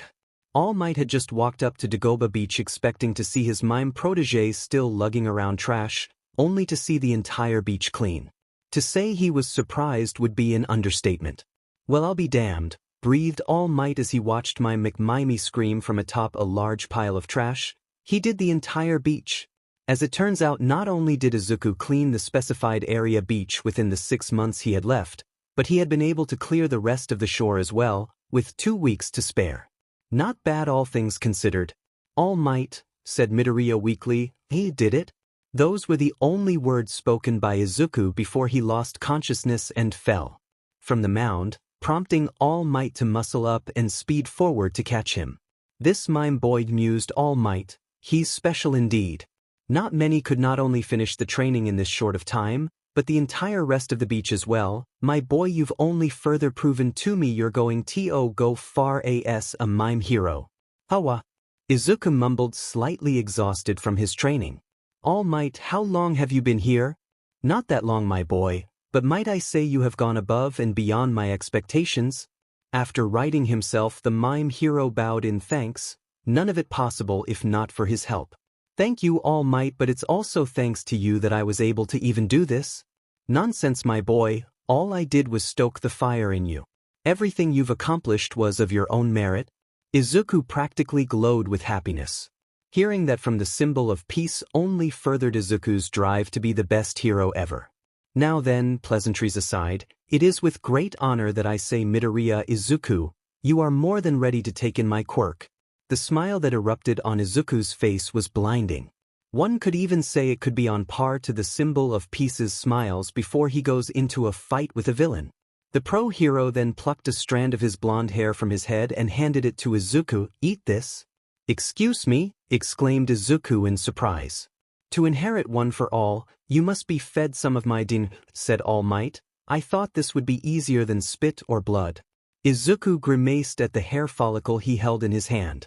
Looking All Might, who stared at him, he swallowed nervously and forced himself to eat the strand of hair. You wouldn't happen to have any water, would you? Oh, no I don't, All Might said sheepishly. Rolling his eyes, Izuku waited for something to happen now that he had swallowed the hair. Looking at himself, he saw nothing change. I don't feel much different. Give it time to digest, said Toshinori with a chuckle. Come back tomorrow and we will begin training. We may only have 2 weeks, but we will use them wisely. Oh, I can't, Izuku said, looking away awkwardly. Why? All Might asked, incredulous. Izuku looked at his sensei. You know about my designated mime time, and tomorrow I have another show. In fact, it's for a birthday party, she said, giddy. My first birthday party, he sighed wistfully.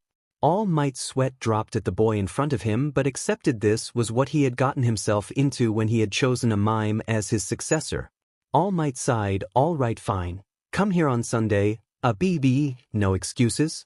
Once you get here, I will begin to teach you as much as I can about how to use one for all. Really? Yes. Midoriya Izuku, I promise you will become a great mime hero.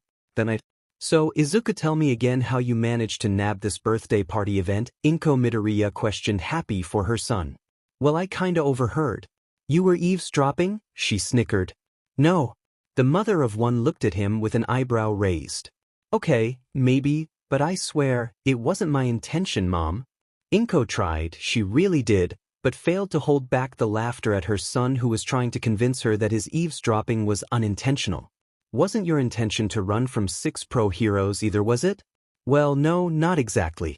But I mean, I thought you wanted to know how I got the birthday gig. Oh, okay, for a mime, honey, you sure are sassy, she giggled. Izuku wasn't sure whether he should continue his story or pull his hair. However, when he saw his mom look at him with that smile that says, "I'm sorry, go on," he decided to go with the latter. As I was saying, I overheard this lady telling her daughter how they were having trouble finding some sort of live entertainment for her sibling's birthday party on the walk home through the shopping district, and amazing networking skills I have, I slyly dropped my card as I passed by her.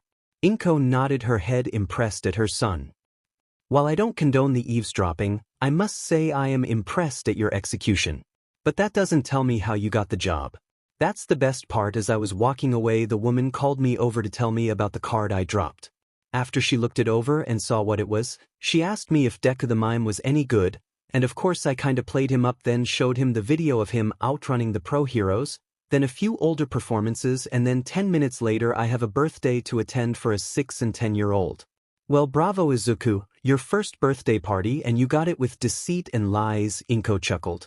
Izuku stared at his mother in disbelief, until he saw the mirth in her eyes. Why do I even talk to you? He sighed. Because you love me, and you have too, she laughed, walking off. The next day, Izuku had just waved goodbye to his mother after they had finished making sure he had all he needed for the birthday party today. Good luck, Izuku, don't choke! Exclamation point. Izuku turned back, jaw agape at his mother, who had already closed their door, cackling. Devil woman. At the Azuis, there was no one Tiu Azui cared about more in the world than her siblings. It's why she was aiming to be a hero. She wanted to protect them with all her being. That's why when a random boy happened to pass by her and her mother dropping a card for some mime while they spoke about needing live entertainment for her siblings, she'll admit she was skeptical about how safe and reliable this guy was. Now as she sees the mime in action making her siblings smile, eyes wide in awe at the entertainer climbing literally nothing and surpassing even their house's height, she decides that maybe Deku the Great isn't all bad. After the performance, "Wow, you were awesome, Deku the Great, Ribbit," Satsuki praised. "Yeah, it was so funny when you caught Tsuyu with your invisible lasso right before she jumped in the pool," Samidare added. "Yeah, and then you pulled her back so she fell on her butt," the younger girl said.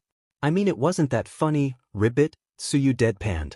Satsuki and Samidare received a thumbs up from Deku, with a blinding smile. The two siblings were confused as to why the mime didn't reply to them until their big sis spoke up. "He's a mime, you guys, he can't speak, Ribbit." "Oh, so does that mean you have no friends, Ribbit?" Satsuki asked innocently. "Yeah, it's gotta be hard to interact with other people, right, Ribbit?" Samidare said. Deku shook his head, giving other thumbs up and a wink. The two children looking even more confused at the mime, unlike their eldest who replied to the mime. "It's actually pretty easy understanding your signing once people get to know you. I find that hard to believe, but I guess you would know better than us since you're the mime, Ribbit." Deku chuckled at the girl who had just been able to understand him but didn't believe his signing. Nodding his head in agreement with the girl's words, he decided he began to overstay his welcome and bowed to the family who was nice enough to hire him for their party. Just before departing though, he made sure to double-check they had his card and left excited for what would come of his training with all might tomorrow. Exclamation point. "Ready, mime boy!" Exclamation point. "I can't hear you!" Exclamation point. "I said I can't hear you!" Exclamation point. All Might smacked his face as he stared at the boy in front of him waving a sign with an exclamation point. "No, seriously, my boy, I can't hear you, you're speaking in mime." Izuku looked at the sign in his hand before blushing profusely. "Sorry, All Might, I'm just really excited to find out what I can do with One for All." All Might chuckled. "As am I. Now then, when using One for All you just sort of feel it. Once that happens there'll be a pressure in your stomach, and when it gets to that point you just let it loose with a smash." Izuku stared at his mentor dumbfounded at how he thought that was helpful advice in activating his quirk. When he realized he was getting no other advice, Izuku rolled his shoulders, taking a deep breath, and followed All Might's advice. Squatting down, Izuku threw his arms out to his sides and began to yell. Pft, young Midoriya, what are you doing? All Might said, behind a smile. Izuku frowned, shifting his stance. Well, you said I had to feel it. I thought maybe I should take a page out of Dragon Ball and go Super Saiyan like Goku. All Might liked to think he had achieved a good poker face over the years of his hero career, but hearing those words from his successors and he couldn't help but fall on his butt laughing. Haha, what an analogy, my boy, I love it. All Might roared. I know, right, but I don't think it's working. Maybe I need to try something else? All Might stared at the boy still in his Super Saiyan pose. No, I don't think so. Why don't you try again, but imagine yourself like Vegeta? Will that make a difference? Probably not, but Vegeta's kinda cooler in my opinion. All Might said. Alright, I'll do it. Izuku said, getting back in his Saiyan stance. All Might's eyes widened as he saw the black and white lightning arcs coming off his protege. He couldn't believe that worked. Well, I'll be damned, I knew Vegeta was cooler. All Might shouted. It's over 9,000. Izuku fell to his knees sweating, smiling at his mentor. Cool, it worked. Indeed, it did. Now we just have to see how you can utilize it with your quirk. Izuku rubbed his chin in thought. While he assumed he might be using one for all in the same way as All Might, he immediately went and rid himself of that thought, after realizing that given the nature of his quirk it would look suspicious if suddenly he started throwing in punches with his makeshift objects. Well, not too far-fetched, I guess I could just say mime's some sort of strength enhancer and that's how it gave a boost. I'll put it on the back burner for now. It wasn't until he snapped his fingers that Izuku figured out how he could apply his quirk with one for all. I've got it, All Might. Oh, well, don't keep me waiting, what is it? All Might smiled. First, I'll need to trap you in a box, but a regular one without one for all applied. All Might, wondering where this was heading, consented to the boy boxing him up. Alright, now try to break out of it. It took a minute, to All Might's surprise, but after using a weak Detroit smash, he was able to break out. My boy, that was quite the box you had me in. You'd be a formidable foe even without one for all. Izuku blushed at the praise. He never really saw his quirk as something for hero work, but hearing from All Might such praise was a big ego boost. Thanks. That really means a lot, and looked over to All Might smiling. Well, now what? All Might inquired. Izuku, remembering what they were here for, blushed before getting back into position.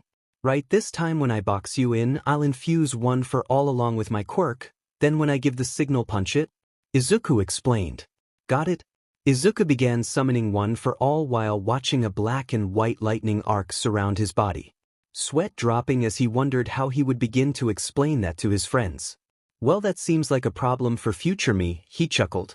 Walking towards All Might, he began miming another giant box, boxing in All Might. All right, give it your best shot. Stepping away from his creation, All Might smiled at his protege, preparing a weak Detroit smash, expecting the same result. As he walked forward to leave his confined quarters, he immediately fell back, his punch having done nothing to the mime boy's box. My boy! He slightly gasped. Izuku stared back at All Might. No pushback was felt from the punch. Harder this time, All Might. Izuku said he needed to know how much his mime creations could take. All Might nodded, interested in finding out how much power the mime boy's creations could take from him. California smash. He put a quarter power into this punch, expecting better results, face dropping when he realized he was still stuck in the invisible box. A smile slowly crept onto Izuku's face as he saw how much stronger his mime creation was. He stared into All Might's eyes in awe at what one for all had done to his, apparently already powerful quirk. He felt the pushback that time, and a slight sheen of sweat appeared on his forehead from concentrating on the form, but otherwise there was no sign of his box breaking. Again, All Might. Are you sure? All Might, you haven't even cracked my box, I can tell. Please. He pleaded. Seeing his successor's determination to master one for all put a smile on his face, and upping the power to at least half of one for all Might prepared himself for another smash. Thrusting his body towards the box, All Might shouts at the top of his lungs. New Hampshire smash. Boom. Already prepared for the blast with the wall covering him, Izuku smiled at finally knowing how much power his creations could take. How much power was that, All Might? Izuku smiled. Almost half my power, young Midoriya. All Might grinned at Izuku. My boy, you are going to be one formidable foe at you. Izuku grinned at his mentor's words before agreeing on a few more tests to see how strong his quirk was with one for all. After the tests, both decided to take a break, having had enough with testing the mime's quirk. Or rather, All Might was having had enough. Despite having such a unique quirk, All Might realized that it was not one to be underestimated, which he knew many would just because of the boy's unique name for it. Poor saps are going to be demolished in the hero course. After feeling like the break was long enough, Izuku decided to toss a lasso on All Might, surprising the hero. All Might was unsure what the boy was doing and began squirming, trying to shake the boy off, or at least break off the rope. Izuku, for his part, was trying his best to hang on to the rope that was keeping All Might tied together, which was not as easy as he thought it would be. Young Midoriya, what exactly are you doing? Please let me go. Izuku shook his head, still holding on tightly. I'm sorry, All Might, but I need to know how strong my lasso is. All Might stopped his struggling and stared at Izuku, sweat dropping. Izuku, why did you not just tell me that? I would have happily just let you capture me instead of going through all this trouble. Izuku sheepishly rubbed his head, shrugging. I don't know.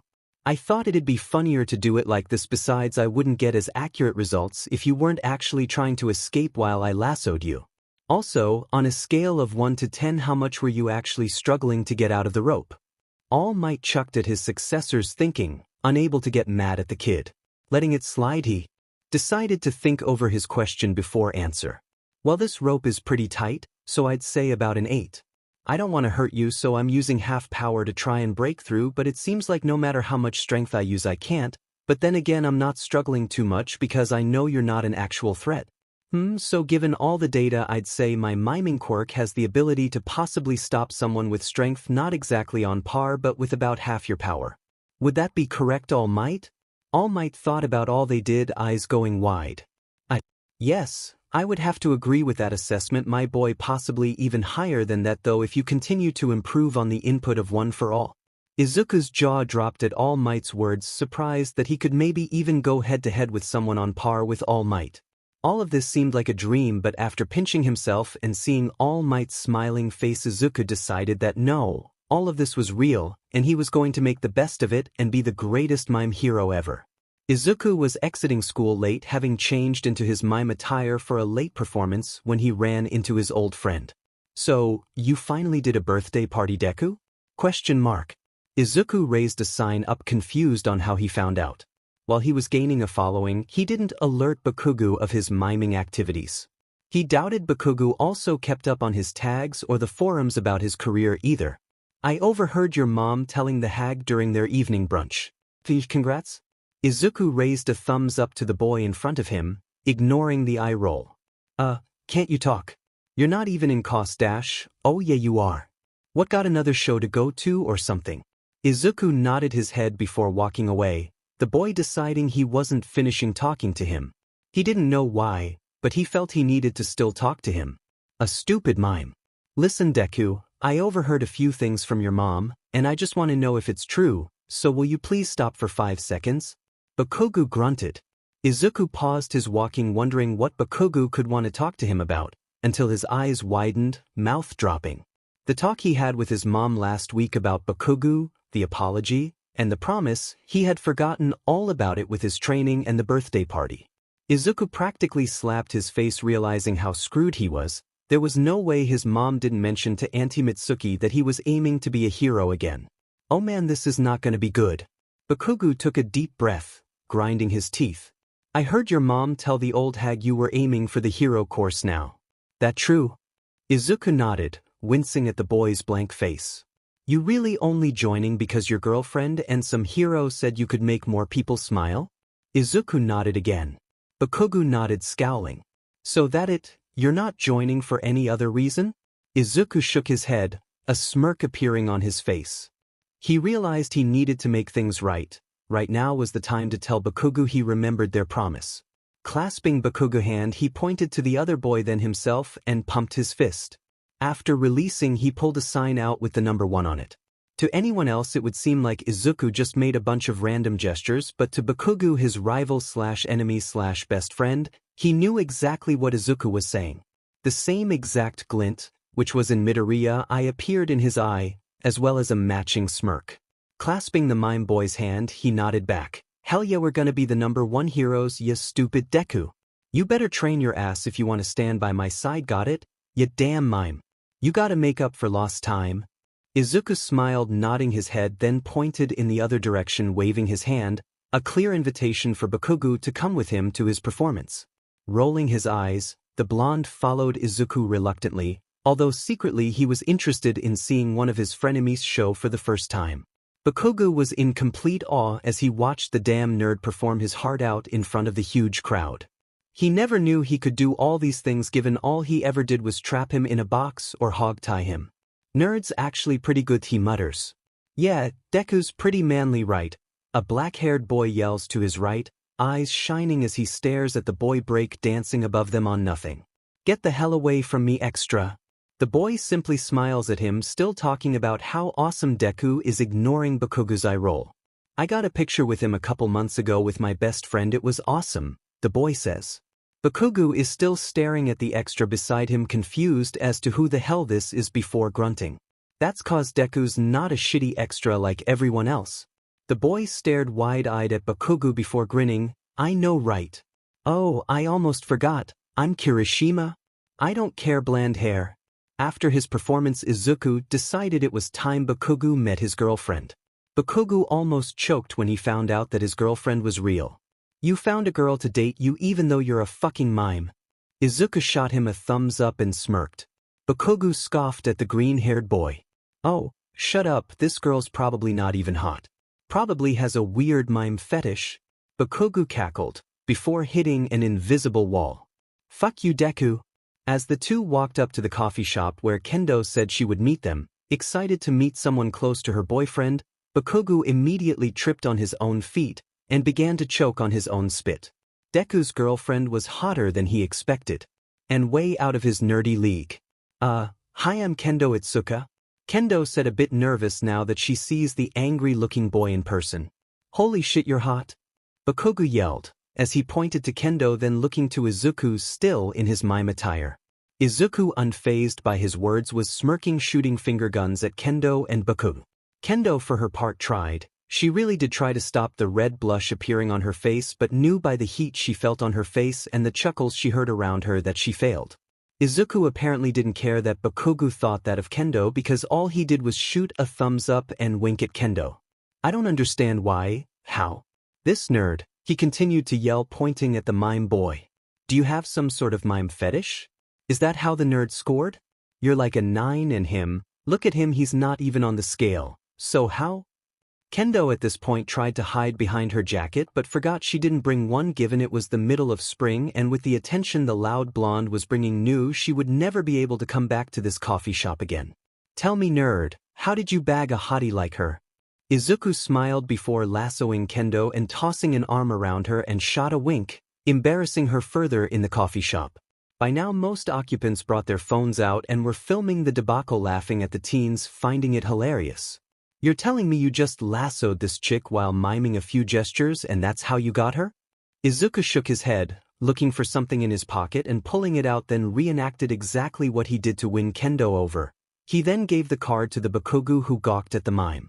You gave her this lame card and she actually called you. Izuku smiled at the blonde, nodding, pulling his blushing girlfriend even closer to him. Bakugo was speechless. He couldn't believe the nerd got a girlfriend before him, and a hot one at that.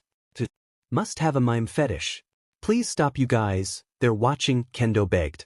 Bakugo and Midoriya looked around them, finally noticing everyone filming their conversation, laughing. Grunting, Bakugo got up and paid for their drinks while flipping off the phones and dragging his friends out. Come on, losers, we're leaving this place. Thank God, Kendo whispered. Deciding they wanted to just relax after such an embarrassing moment, they headed to Dagoba Beach, comparing quirks along the way. Once they were at their destination, they found a spot to sit at and finally got to getting to know each other. Bakugo Katsuki. Bakugo Katsuki. I'm the nerd's best friend. Bakugo grunted. Izuku shooting a thumbs up. Oh, I'm Kendo Itsuka, his girlfriend. Yeah, I got that man hands. Just don't know how. He mumbled. Kendo rolled her eyes at the nickname he dubbed her after finding out her quirk revolved around enlarging her fists. So you got man hands? Haha, hey Deku, imagine the hand Joe and watch it ya damn Pomeranian, Kendo grunted, after judo flipping the boy onto his back. So, you talked this damn mime into actually applying himself instead of just doing some lame ass, fine okay, they aren't that bad. Bakugo relented when he saw Izuku glare at him. I just mean you actually convinced him to actually use his quirk for hero work, instead of just miming, Bakugo said. Kendo looked at the blonde boy who looked like an angry Pomeranian at first sight. Now that she's heard him talk, he seems kinda okay, aside from calling her an extra. Nodding her head, she reveals she was. Well, Izuku said a hero also had a part in that. Ignoring the second part, Bakugo begins to grumble.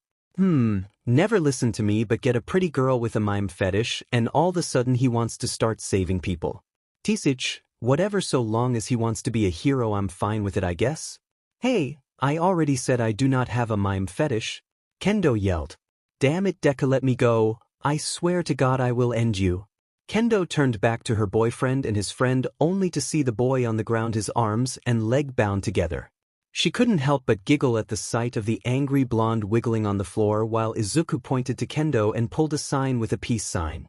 I don't need to make peace with her. I just said she had a mime fetish, nerd. Man hands, tell your boyfriend to let me go. Kendo pouts at the blonde's insult, looking away and crossing her arms, allowing her boyfriend to continue to mess with Bakugo. Oh, I'm sorry I can't hear you. Walking off, Kendo ventured off to get another drink while Bakugo shouted curse words at the orange-haired girl. Glancing at her hands, she puts them in her pants before walking off. I'll get you, fetish girl. At Kendo's dojo.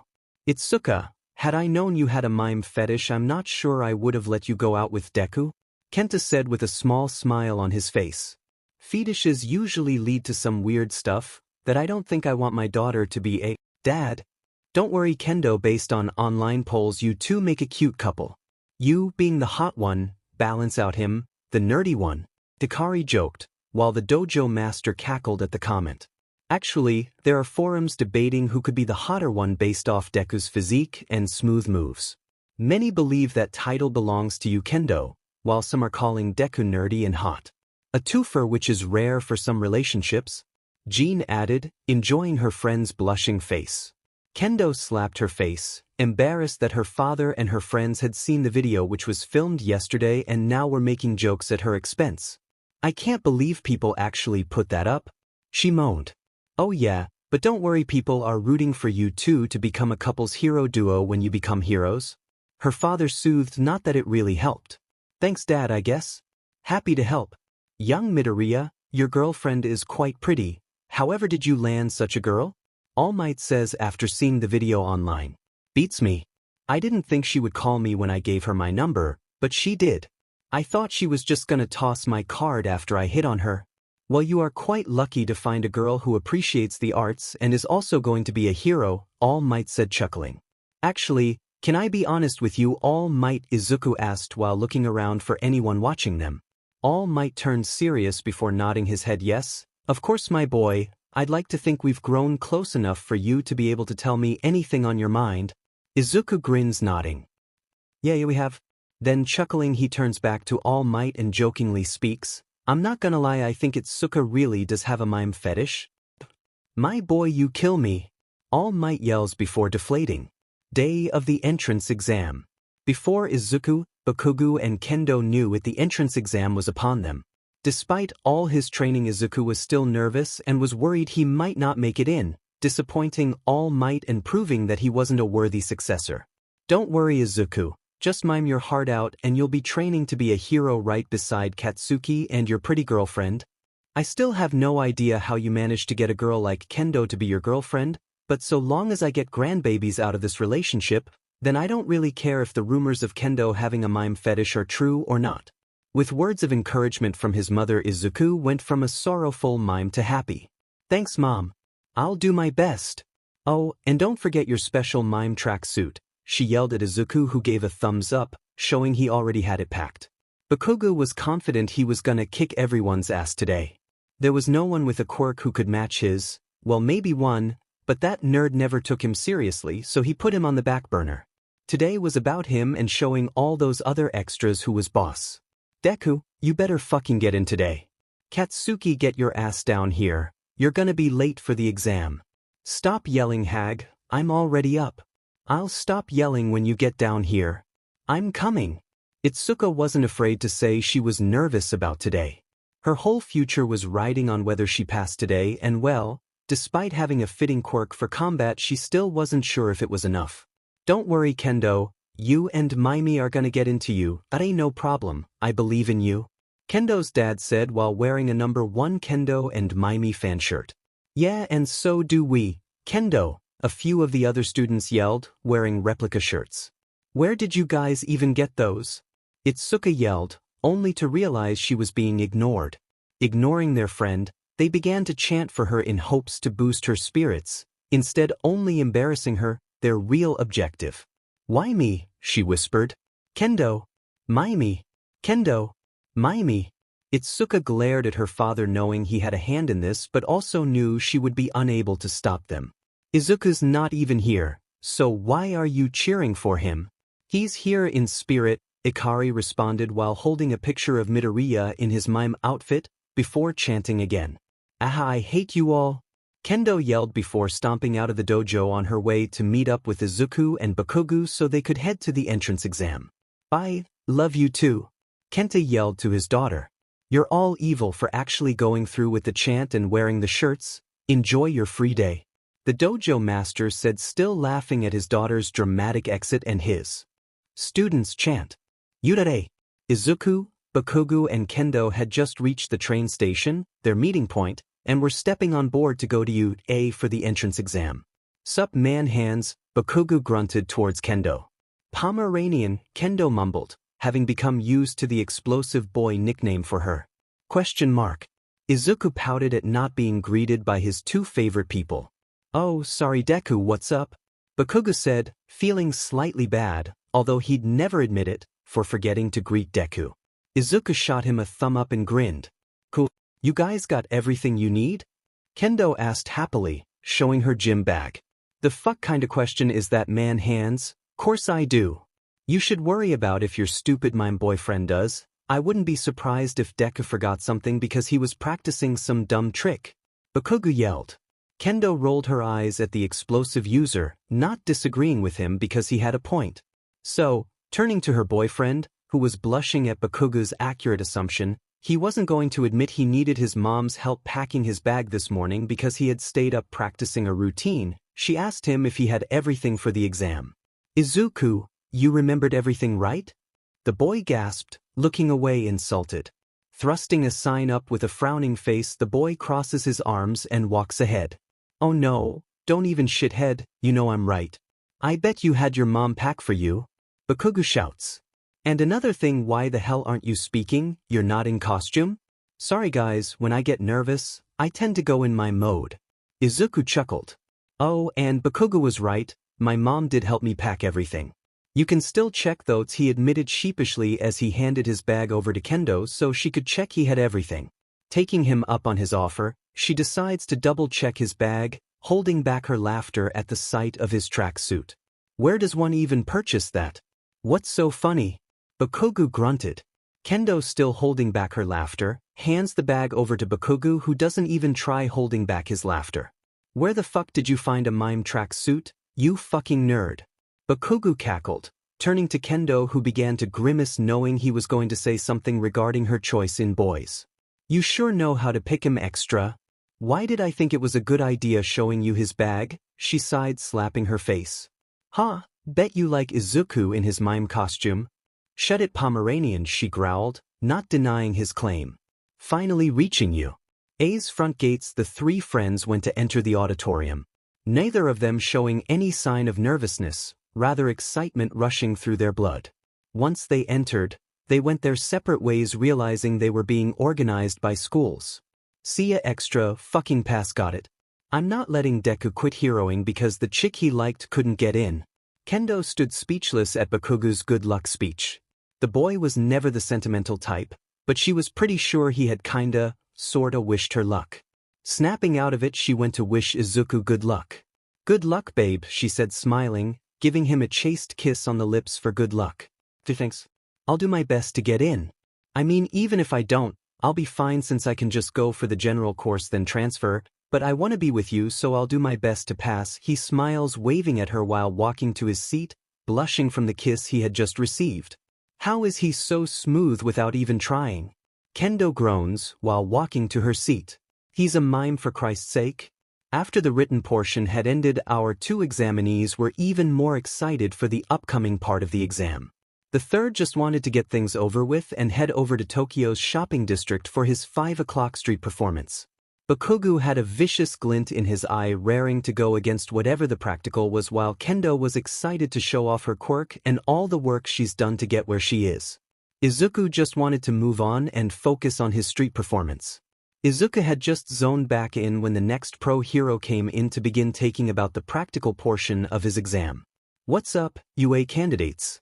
Thanks for tuning in to me, your school DJ. Come on and let me hear you." Present Mike took the stage with an amount of flash and style that could be expected from the DJ/hero.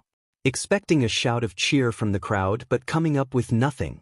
Instead, he saw a weird green-haired kid holding a sign with an exclamation point on it. Exclamation point?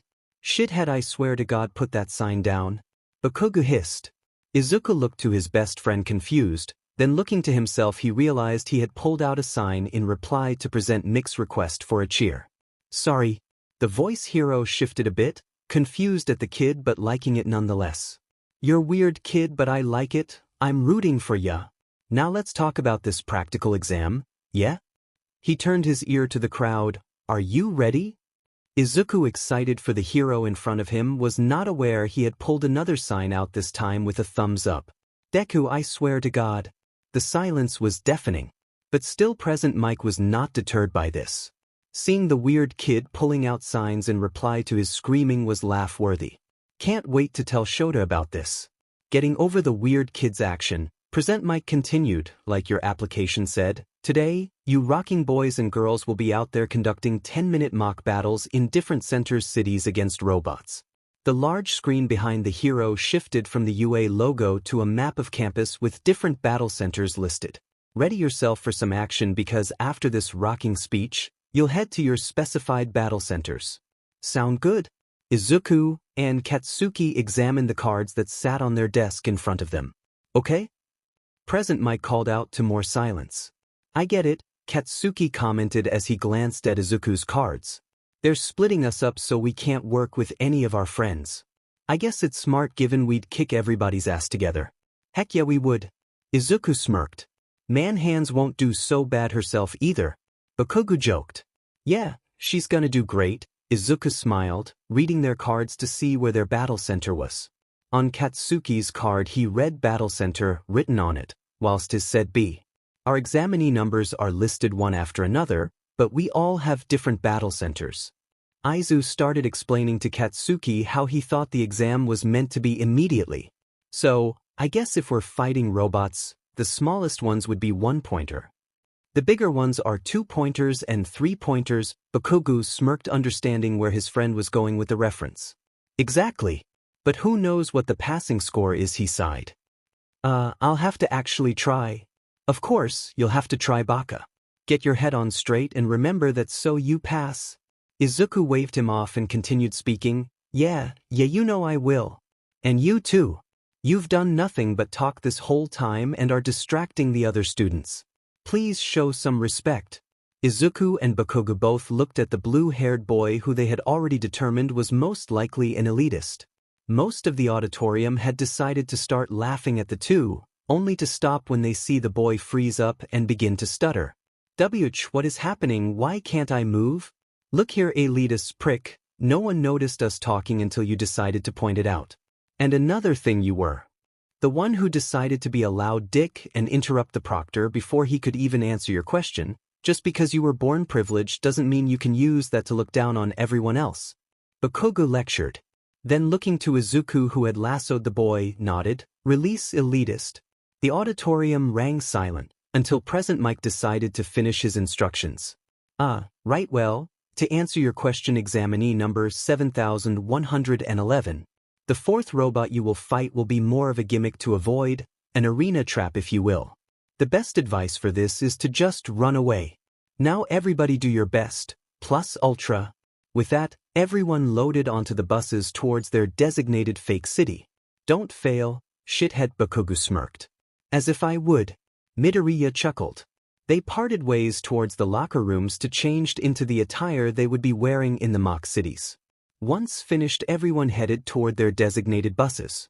Izuku's outfit garnering plenty of weird looks and laughter. Once they got off the bus at testing site B, Izuku looked around checking out his competition. He began chuckling at the fact none of them looked very impressive and that maybe this exam wouldn't be so hard to pass after all. Oh god, Kaken is really rubbing off on me.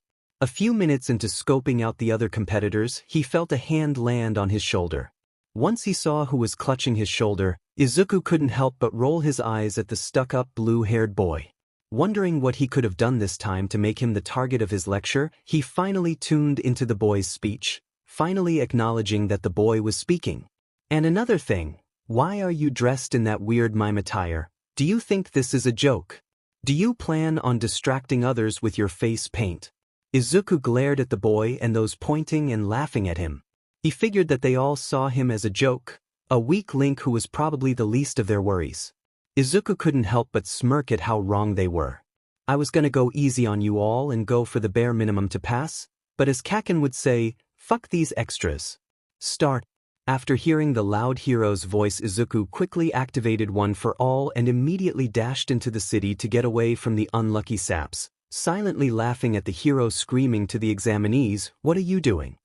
There are no countdowns in real life. Follow the weird mime kid's example and run." Realizing they were already behind, they went to start running only to run into an invisible barrier which blocked them from entering into the city. What the hell? Is this part of the exam? Why can't we get past this? If it is, how'd that weird kid get past? I thought I told you guys to start already. What's going on? Present Mike yelled. Sir, we cannot get past the invisible barrier set forth in front of us by Yui. Ida yelled. Invisible barrier? Present Mike mouthed confused. Izuku continued to run, thrusting a sign behind him with a peace sign. The only one to notice him was a girl with a bob haircut, frowning. Back in the judge's lounge. Haha, that jerk. All those in the lounge watched City be confused. None of them could comprehend what was happening now. From what they could see, the entire group of examinees, bar one, were unable to enter the city. What just happened? Why isn't City B starting? Snipe asked. Present Mike said there's some sort of invisible wall stopping them from starting. 13 answered. Did you just say invisible wall? Aizawa growled. Yeah, why? 13 said. So, the kid actually came. Swear to God if he passes, I'm gonna make his life hell in my class. Aizawa grumbled, confusing everyone in the room. Wanna share with the class what you're talking about? Power Loader drawled. That kid there in the middle of the city that's practically destroying every robot with ease is the one who I had trouble catching a few months ago. No shit, that's the mime kid. Midnight yelled. Yeah, it is. Never got his name though. It says here his name is Izuku Midoriya. Quirk, what the hell? It says here he calls it mime, gives him the ability to create any construct he can imagine. Cementos explained. Every person in the room looked at the lone student in the mock city in awe as he destroyed another robot with an invisible construct and continued his way happily. Nizu, what the hell are we going to do? That kid is in there destroying every single robot while those other examinees are stuck out there? 13 yelled. That's gotta be cheating? Midnight said incredulous. Nizu stared at the screen in awe. Without turning back at the others, he shook his head in disbelief. This is by far the craziest loophole I've ever encountered. Nizu grinned crazily. Snapping out of his trance, he looked to the other teachers. He's not doing anything wrong, Percy, but how is he able to maintain that wall and still fight? Young Midoriya, you little jerk. All Might cackled. He didn't care that they were all looking at him while he laughed at the others' misfortune. He expected this, in fact. The kid walked into the examination dressed as a mime. Of course everyone was going to count him out. And what was he going to do? Make them pay for it. Well, as much as I hate to admit it, he's got a lot of potential, but is selfish at the same time. I want him in my class. Nizu Aizawa sighed. Very well. You're the only one who could probably handle him anyways. Nizu answered. Izuku had entered the city alone when he saw 3 two-pointer robots surrounding him. They weren't as big as he imagined they would be, nor did they look that strong. When he saw it about to blast him, he activated OFA and with his quirk mimed a wall. Blocking the blast, he put his archery skills to use and shot 3 arrows at each robot, destroying them in no time. 6 points. Not enough to be with Kendo and Bakugo. Look, I just don't get it. Like, he's a mime, so how is he actually able to make stuff and destroy the robots? Snipe yelled. Look over there, he literally just made 2 3-pointer robots blow up with some type of, I guess, cannon. I mean, come on. There must be a limit to what the hell the mime kid can do. Or he's making his quirk up? The teachers looked to each other, then back to the screen. Do we even need to use the 0-pointer? They all sweat dropped. Doubtful, Cementos said. Very well, but what about the rest of the examinees? Power Loader asked. Nizu was still frowning at the video displaying City B, face shifting to resignation when he saw all the examinees still struggling to get through the invisible wall and into the mock city. Looking into the city, he saw the lone examinee sitting among a building watching as the rest of the examinees tried to break through his wall. He shrugged. We'll have to make another examination for the poor souls who underestimated such a strong opponent. Are you serious? You're gonna pass him even after doing such a dirty tactic? Midnight asked. Nizu looking her dead in the eye. Indeed. Look at the screen. Midoriya has destroyed every single robot in the city, and yet he still refuses to let the other examinees in. My guess is to punish them for underestimating him, laughing at him.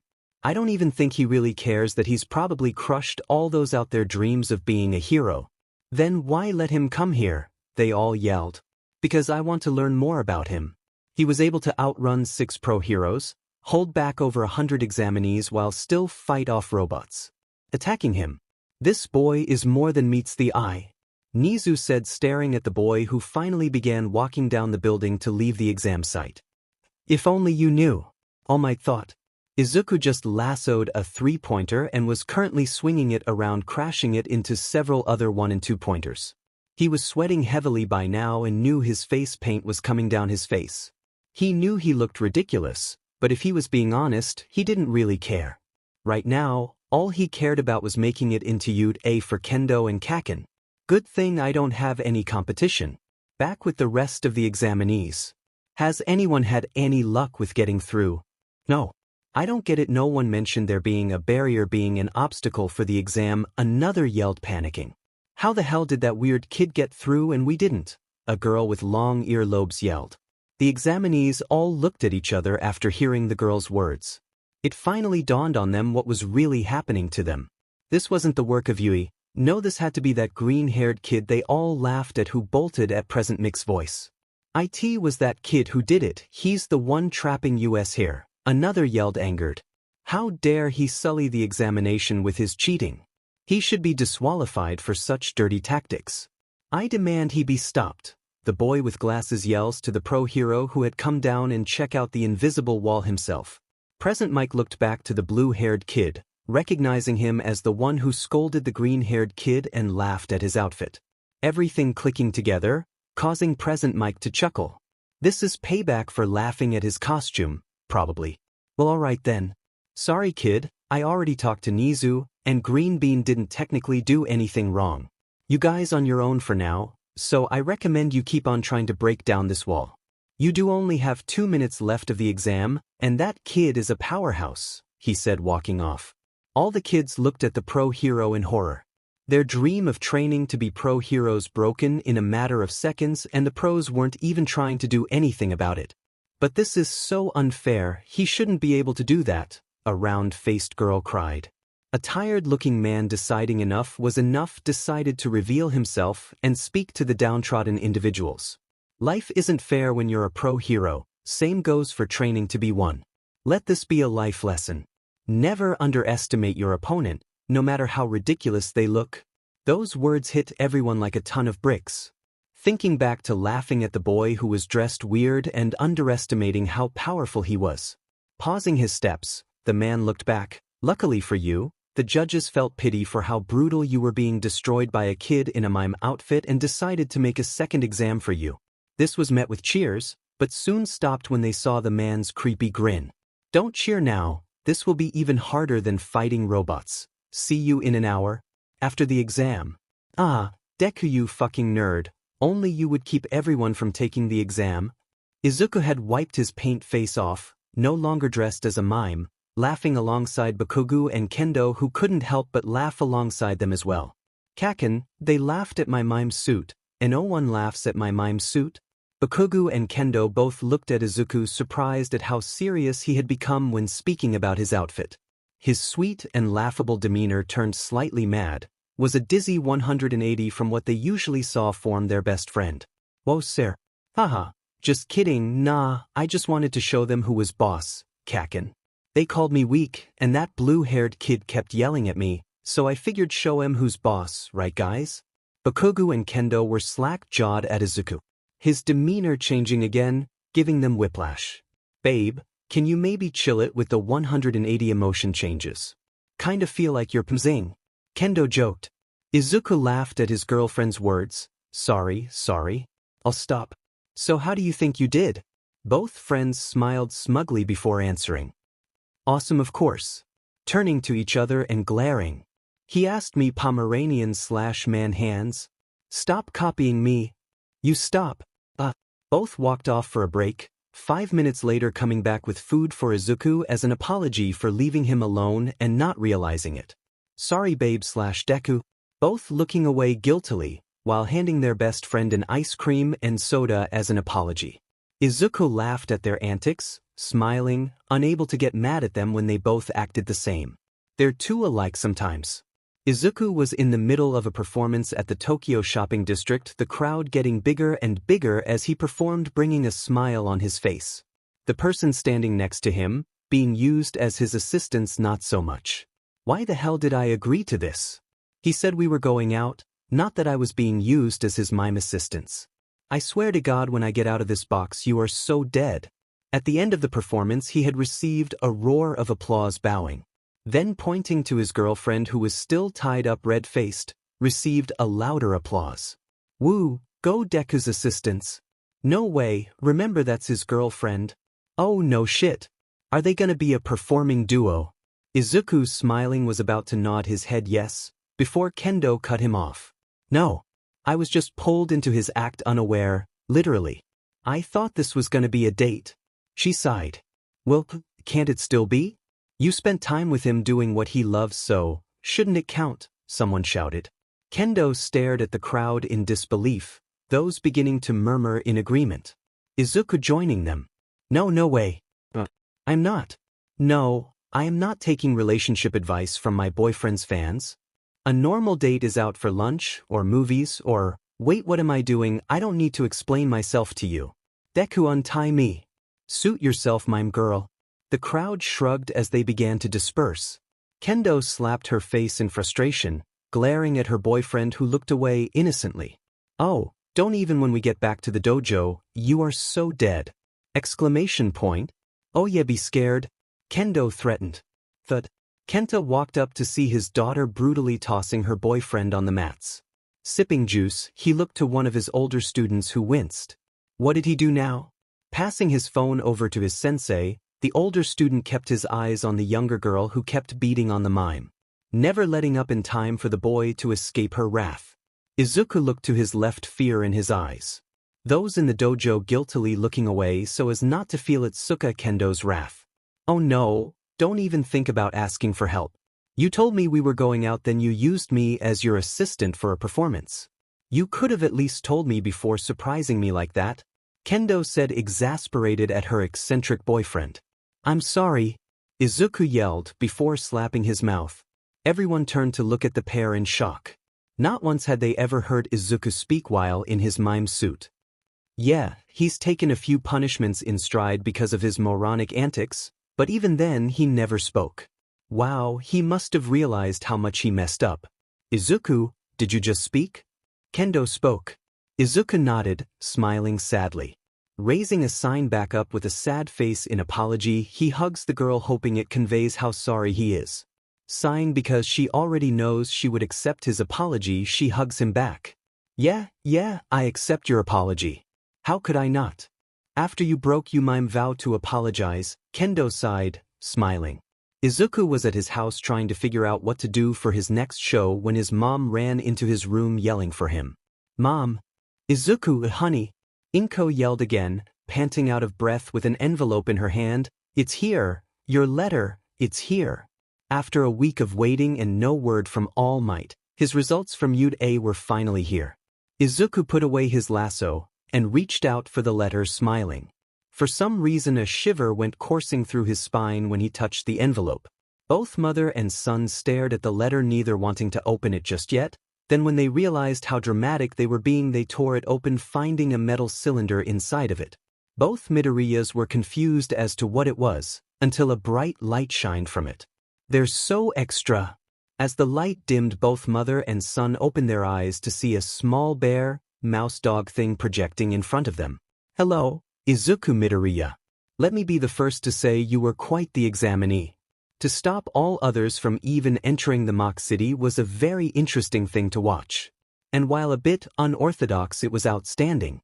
You scored 150 points passing the practical and the written with a 95%. Congratulations Midoriya, you've made it into UE. I look forward to seeing you this term. Please do stay out of trouble. Inko Midoriya looked at her son with a deadpanned expression after finding out what he had done to the examinees. Izuku, did you seriously keep the other children from completing the exam? You? Oh my god, you're so stupid, but god is that funny. My little boy is gonna be the coolest hero ever. Inko said, tears of laughter rolling down her face as she hugged her son. Izuku hugged his mom back, smiling at the words on the letter. Class 1A. So, you got in Class 1A too, huh? Ya figured they'd put the two strongest people in the best class? Bakugo scoffed. Turning to Man-Hands, he looks asking with his eyes for her class. Unaware of her downcast look. Oh, actually I got put in 1B, she said, a bit sad, and embarrassed that she was put in the lower hero class. Wait, seriously? You're not gonna be in my class? Izuku asked, disappointed since the only reason he's going to UE was to study literally with Kaken and Kendo. Oh, and to be All Might's successor, but that's a whole other thing. So, what Man-Hands? You still got in. Just because you're in 1B doesn't mean you're lesser than 1A or anything. We'll have joint classes and stuff. You just won't be able to sit by your mime boyfriend, Bakugo scoffed. A small smile formed on Kendo's face. I guess you're right. Still sucks I won't see you guys, but still, being in the hero course is better than nothing. Better than nothing, Izuku murmured. God damn it, what the fuck is the nerd thinking of doing now? Bakugo groaned. Kendo sighed. I don't know, but can we really stop it? No, we can't. Bakugo relented. Izuku never really cared for the hero profession. Anyone who had known him knew this. His mom, his classmates, Kaken. They all knew his focus was to become a mime, the best mime in the world, in fact. But people change, their plans, which they had mapped out since childhood, sometimes change. Sometimes, people see a pretty girl during one of their mime performances and ask them out, which in turn leads them to finding out they're applying for the hero course at UA, and from there everything in your life just sort of derails from its original plan. Still, Izuku's dream stayed the same, and he continued wanting to be the best mime in the world. Nothing could change that, or so he thought. Somehow snagging a hot girlfriend and deciding to join UA to be with her caused the thought of being a hero become slightly more appealing, slightly not much. His end goal to make people smile with his performances as a mime never changed, despite her advice of also becoming a part-time hero. However, as he said before, life has a way of taking your original plans and tossing them in the trash. Once meeting the symbol of peace who saw his potential, albeit unintentionally, Izuku knew that he might as well try, if not for the sake of being closer to Kendo and keeping the promise he made with his best friend, but to make twice as many people smile like he's always planned. Ha ha ha, Midoriya Shonen, I thought you wanted to be a hero, not a murderer. Midoriya had the decency to look embarrassed after discussing with All Might his performance at the entrance exam. Although the symbol of peace thoroughly enjoyed how his successor had performed, he admitted that the mime boy went a little overboard. Sorry, but that kid with glasses made fun of my outfit and everyone laughed with him. I couldn't help but. All Might held his hand up to the broccoli-haired boy smiling, say no more mimedaria. I along with the Nizu already figured that was the exact reason you annihilated the other examinees. It was quite enjoyable to watch. Izuku was happy that he didn't get in trouble for how he had acted at the entrance exam. Thanks All Might, you know I'm actually excited to start Udata tomorrow. That's exactly what I wanted to hear from my successor. All Might yelled, wondering how many times the mime boy would be called into the principal office. UA starts today, honey aren't you excited? Mamadariya said to her son. Izuku thought about it for a moment. He wasn't lying when he said he was happy about going to today, especially since he'll be able to study with his girlfriend and best friend, but then again, smack. Oh what the heck mom? Stop moping and go have fun at UA with Kendo and Bakugo, she scolded the young boy. I've already come to terms that you're gonna cause a lot of mischief there and I'll be called up there a lot, so just hurry on to school and do whatever you were planning on doing so I can meet your principal already. Inko says with an eye roll. Wait, seriously? Izuku said. Just don't get expelled so you can't be with Kendo, alright? She adds. Izuku stared at his mom in awe. He was surprised she was being so lenient with his mischievous behavior, a smile stretching across his face. He knew she always dealt with it in middle school since they never really reported it, but this was UA. Seriously stop, the only reason I'm allowing this is because I highly doubt, and I mean it when I say I highly doubt you'll be able to find anyone else with a mime fetish anytime soon and I want grandbabies. She glared. Do not screw this up for me Izuku, she growled. Izuku blushed bright red at his mom's words, laughing. Deciding she was right, and it was better to get ready, he grabbed his signature red shoes, yellow backpack, forgoing the tie since didn't even know how to tie it, and headed out. Bye mom, thanks for the advice. Bye you little nerd, don't screw up. Izuku never imagined he would end up here, walking to the entrance of this school. Udare to be exact. For the hero course that he applied to. Where he got in. Class 1A, not 1B. Man, why'd that dumb nerd have to make me mad so I'd get such a good score? Now I can't be with Kendo. Izuku grumbled, finally entering the school. Deciding moping was going to get him nowhere, he decided to get over it and search for his class. 1A, 181A. Haha. Up ahead the mime boy spotted the label of his classroom and headed straight for it. Psyching himself up, he stepped forward to the entrance of the class, before turning around. Well, time to search for 1B. Izuku was just about to walk off when a hand quickly grabbed the back of his uniform jacket. Oh no you don't babe, get your ass in there and find your seat. A voice that Izuku had become very smitten with said annoyed. Izuku turned around to see and smile at the only person who could ever possibly stop his shenanigans. Itsuka, what are you doing here? Izuku said smiling. Itsuka rolled her eyes at the innocent-looking boy. Don't give me that look. I know you were gonna ditch to find my class. And as flattered as I am, I really rather we both just get through the day with no problems. She pleaded. Izuku kicked his shoe at the ground, looking away. But I don't wanna. I wanna be with you, he whined. Itsuka had to look away from the boy's puppy eyes, annoyed that he could be so smooth without even trying. Izuku, get through the day without any problems and I'll be your assistant for your next performance. Immediately Izuku went from pouting to excitable, already planning what to do for his next show with his girlfriend along his side. Well, what do you know, babe? This is my stop, slapping his forehead. Guess I'll see you after school to talk about what we should do for our performance. Izuku said before blowing a kiss to his girlfriend.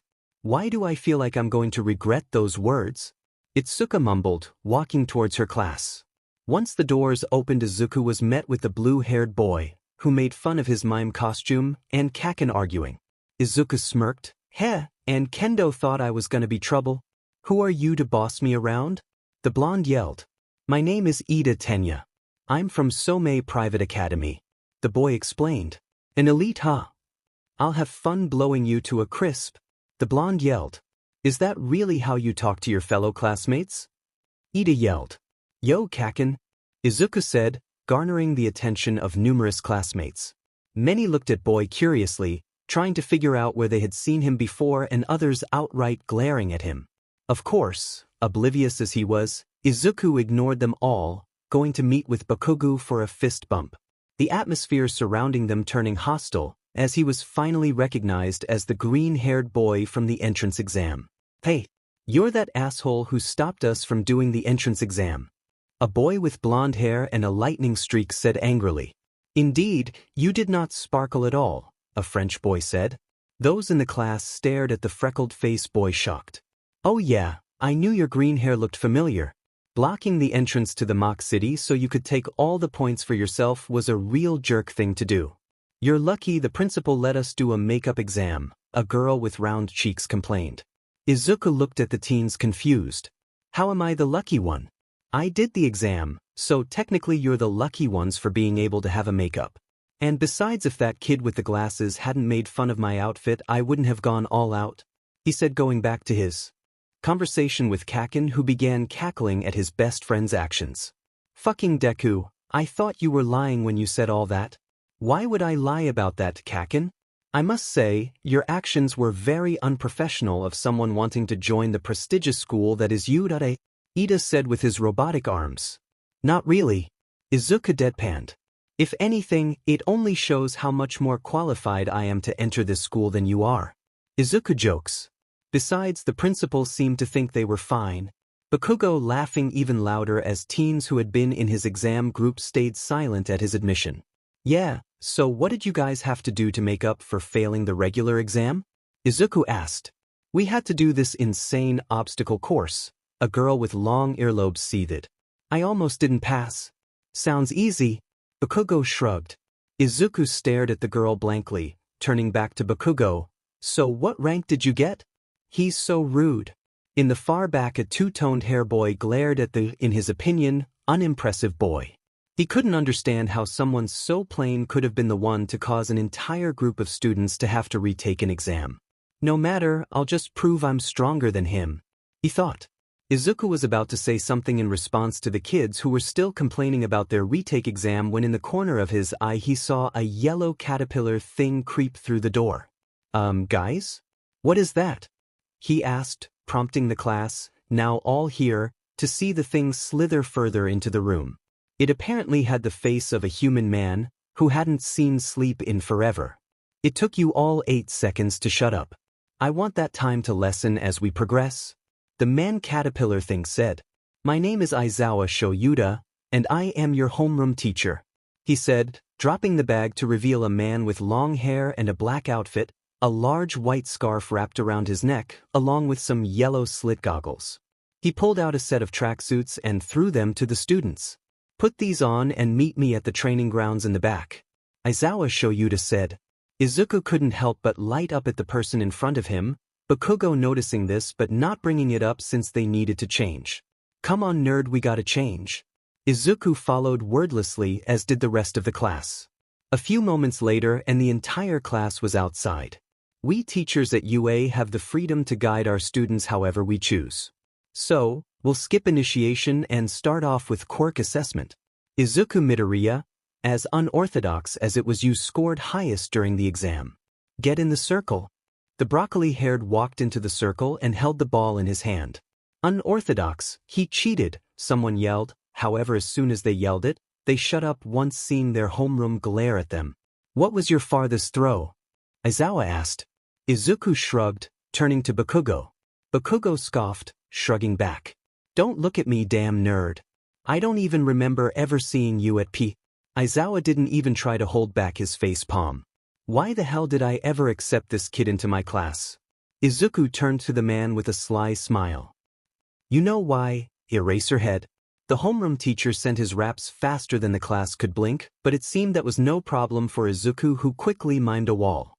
"Bah, doesn't this bring back memories? I swear to God, Midoriya, if you don't throw that ball, I will expel you so fast, you will end up miming on the streets."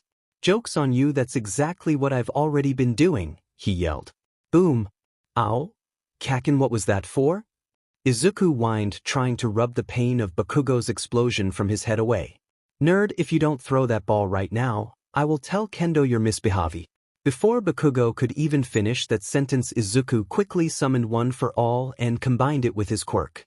Once he tossed the ball up in the air, he hurriedly mimed a bat hitting the ball outside the fences of Yue.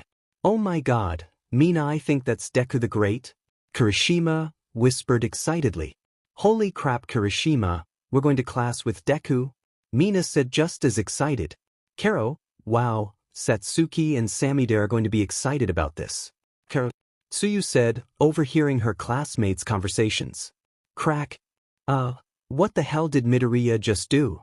"Yeah, 1 second he's tossing the ball in the air and swinging his arm back, and the next the ball is being sent outside U.A." Aizawa ignored all his kids' questions to read the radar, eyes widening at the reading. 850.5, not bad, problem child. Izuku ignored everyone else, including Aizawa, and turned to Bakugo. "There, I did it. Please don't tell Kendo I was being bad." The explosion user smirked, whipped. "Wow, we get to use our quirks. This will be fun," Mina said, ignoring the intense atmosphere between the green-haired boy, the blonde, and their homeroom teacher.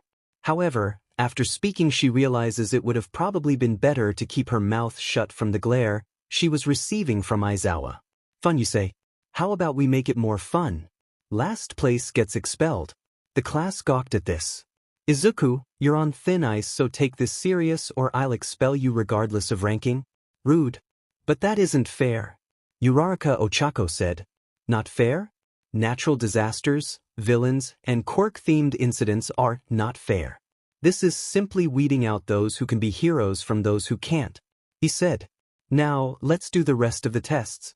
For the next 2 hours or so, the students were scheduled to do multiple sets of tests. He looked over most of the tests and saw that his mime quirk would be of no use and relied mainly on One for All. The first test put Izuku against the candy-caned hair boy. Both rivals lined up against each other, the boy turning his face to Izuku to quickly speak to him. "I just thought you should know you don't look like anything special, and I'm going to show that to everyone." Izuku smiled at the boy not speaking. Then slowly he raised one hand, then another in front of the boy, confusing him and everyone else looking at the two about to race. Only one knew what was about to happen, and he couldn't help but laugh. "Haha. Go!" Aizawa shouted. "Ow!" Izuku shot forward like a bullet, meeting the finish line in less than 4 seconds. His opponent had no such luck. "Todoroki, what are you doing?" "I can't go forward, there's a wall blocking me." Aizawa face-palmed. "Midoriya, let Todoroki out of the box and go back to the starting line." "No, you know what, just go away, you're excused from the apprehension test." Izuku shot finger guns at his teacher and Bakugo, who flipped him off smiling. It didn't really faze the boy, who was already used to this behavior. "Those two have a really weird relationship," Uraraka said, everyone around her agreeing. Meanwhile, Todoroki was recovering from having slammed face first into Izuku's wall, hating the green-haired boy more than he already did. "Alright, now that that nightmare is over, I'll list the rankings up here," Aizawa announced tiredly. "It's overall ranking to be easier." On the note of expulsion, it was a tactical ruse, Aizawa said, causing panic from some of the students. "Not really. I was so very tempted to expel Midoriya, but even I'll admit he has potential, and as long as Bakugo is here to keep him in check, I guess I'll keep him. I'm not his babysitter." Bakugo yelled but was ignored by the teacher. After finishing his speech to the class, he looked to see Izuku shooting him finger guns, making him second. Guess his expulsion. "No, don't do it, Aizawa, he can change. There are copies of the syllabus in the classroom. Grab one before you leave." He sighed, already feeling an oncoming headache from the mime boy. The group dispersed to collect said object before leaving. After grabbing his syllabus, Izuku left the building, to see Itsuko walking up to him, a smile on her face. "How was your first day in class?" she asked.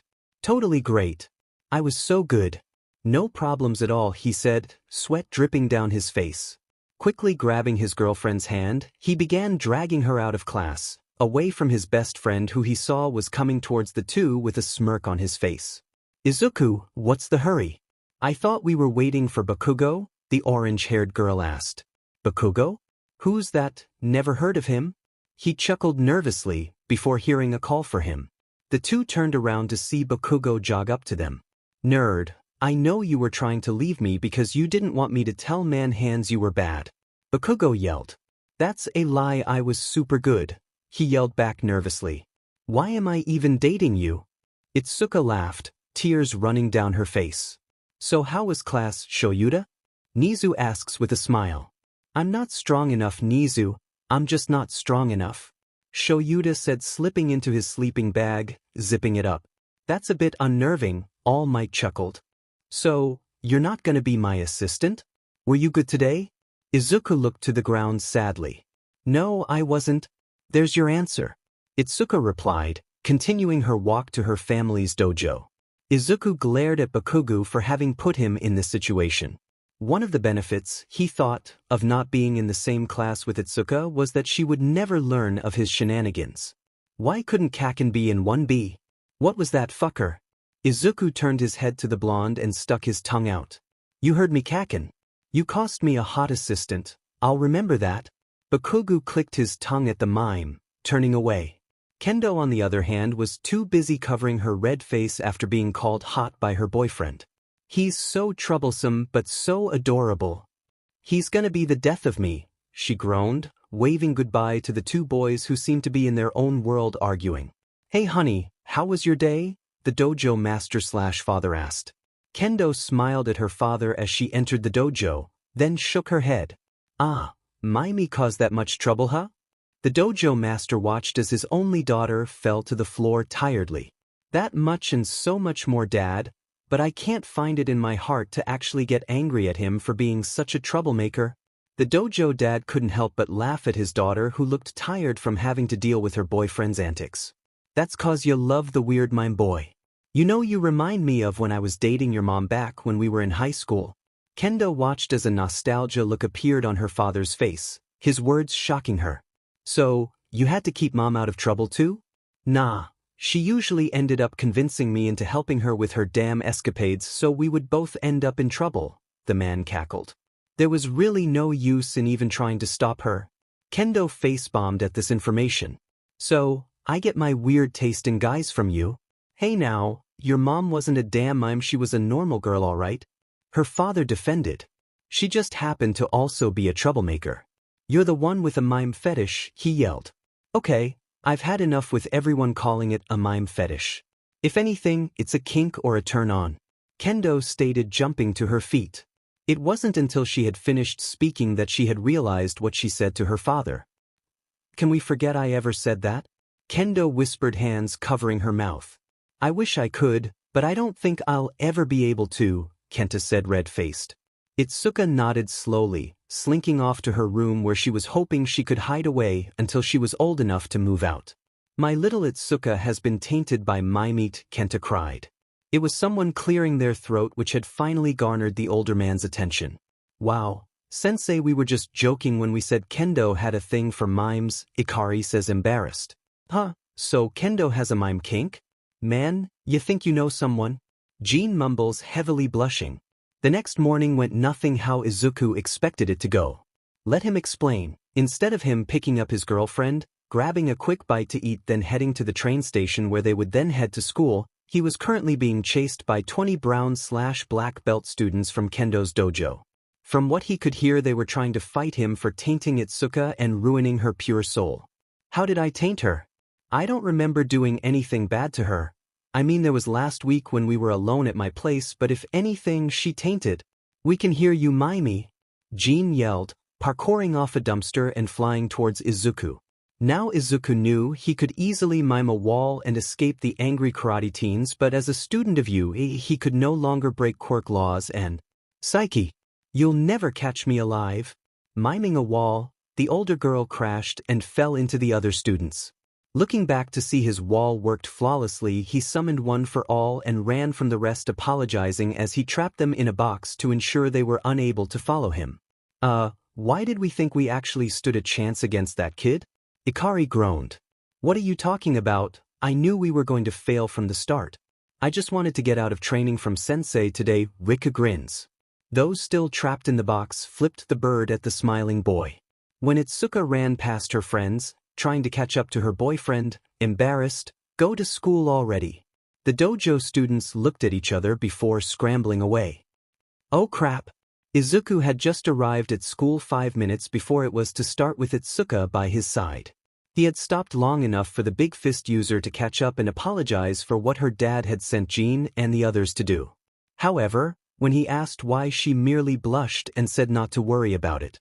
Both departing for their respective classes before they were late. See ya, babe. Bye, Izuku. Kendo smiled. As Izuku entered his class, he saw everyone staring at him. Whether it was because of how unkempt he looked or because of how awesome he was unclear. It was the former. Your uniform is not to you. A standards Midoriya. Where is your tie, and tuck in your shirt, and your... What made you late, Deku? Bakugo grumbled, interrupting Ida's lecture to Izuku about his unkempt look. The elitist gaped at the two boys who purposely ignored him to enter their own conversation to the amusement of the rest of the class. It took a wrong turn. Izuku shrugged. Bakugo clicked his teeth, not buying his excuse at all, but not really caring to ask for more details. He left his friend alone. Whatever, hero training today. You got your costume design sent in? Izuku smirked, nodding. Yup, I think you'll like it, Kaken. It's pretty imp. It's just your mime suit with some protective gear, isn't it? Bakugo sighed. Izuku didn't answer, looking away in hopes Bakugo would stop staring at him with that intense stare. The blonde apparently already knew the answer, so Izuku wasn't sure why he was asking. Seems a little redundant to me. Of course it is, you fucking nerd.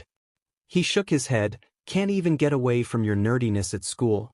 Before Izuku could retort, a loud bang was heard throughout the classroom, drawing the attention of everyone to the front of the classroom. I am Dash, a loud voice boomed, invading the class, coming through the door like a normal person. All Might cried, leaning into the classroom while holding onto the doorframe. It's All Might. Wow, he really is a teacher. That's a costume from the Silver Age, isn't it?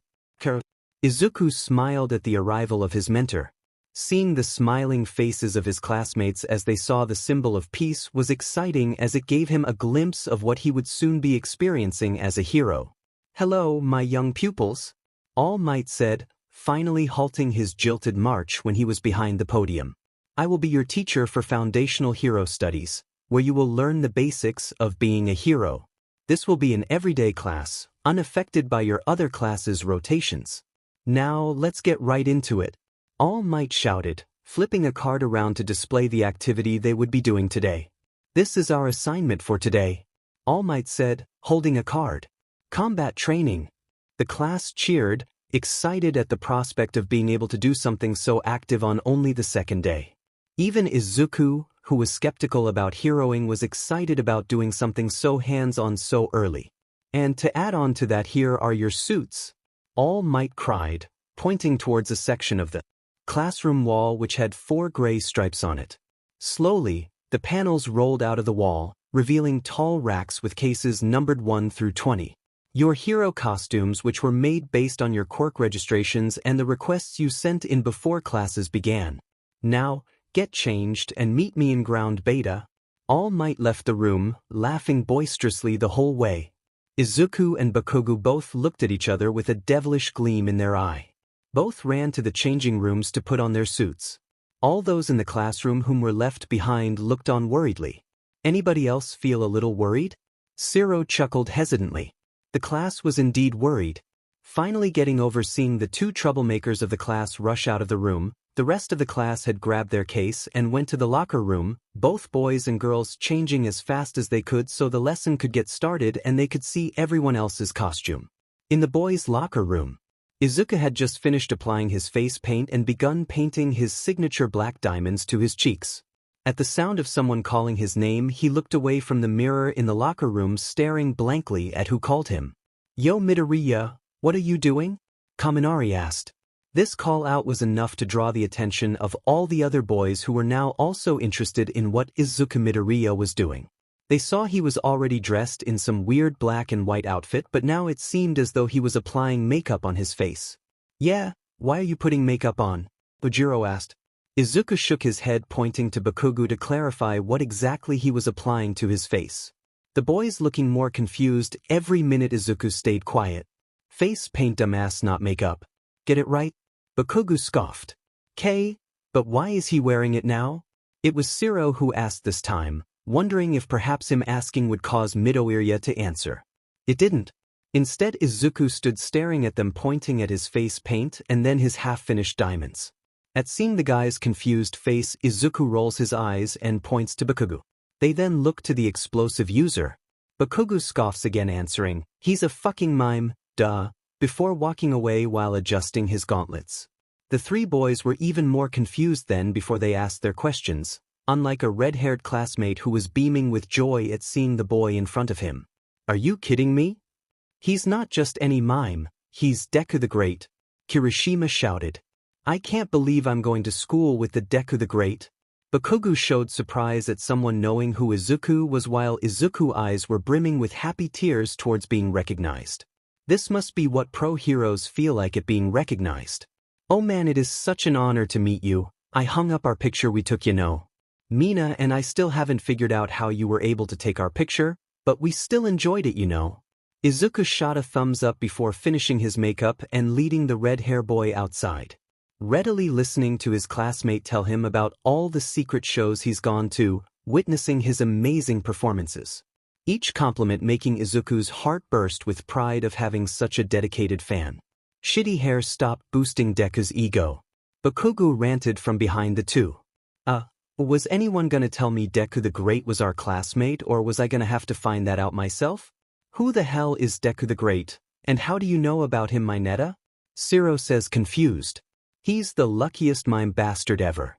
I watched one of his performances on the web and his assistant was this really hot chick who turned out to be his girlfriend, Mineta explains. She totally has a mime kink? All Might patiently stood at the front of ground beta for his class. Right on time, out of the darkness appeared his class of young students, all clad in outfits drastically different from their school uniforms. They say the clothes make the man, ladies and gentlemen. Be fully aware, whenever you are in those outfits, you are heroes. The teens stood in front of the #1 hero, costumes on full display. Yes, good. You all look very cool. All Might called encouragingly, receiving cheers from the class.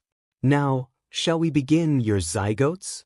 The joint classes roared in approval, all but three that is. As it turns out, Kirishima, Bakugo and Izuku had gotten lost and turned up late, causing a scene for themselves. "Sorry we're late, everyone. We got lost looking for this place," Kirishima said, embarrassed. "Like hell I got lost. I was just following you two to make sure you didn't do anything stupid, isn't that right, Deku?" Bakugo exploded. Question mark. "Don't act all innocent, you lil shit. I know for a fact if I left you with shitty hair you would have probably burned the school down." Izuku looked away, insulted by his friend's accusation, holding up a sign with sad face. To those who knew nothing about the two, it was quite comical.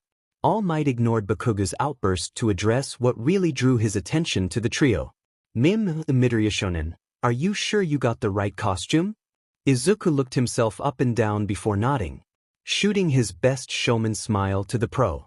All Might couldn't help but facepalm at what his successor was planning to wear as a hero. He simply stood staring at his successor in awe. His costume was not exactly what he was expecting, but then again when the boy said he wanted to be a mime as well as a hero, he should have really expected something like this. "This is who I chose, I must stick it out." "Well, very nice then, Midoriya Shonen, it's creative." Izuku shot his mentor a thumbs up before looking to his classmates' costumes, barely noticing them now that he and Kaken were no longer fighting with each other. His eyes bulged out at seeing a girl with spiky black hair and the pink alien girl. He immediately turned to Kaken, pointing to the girls.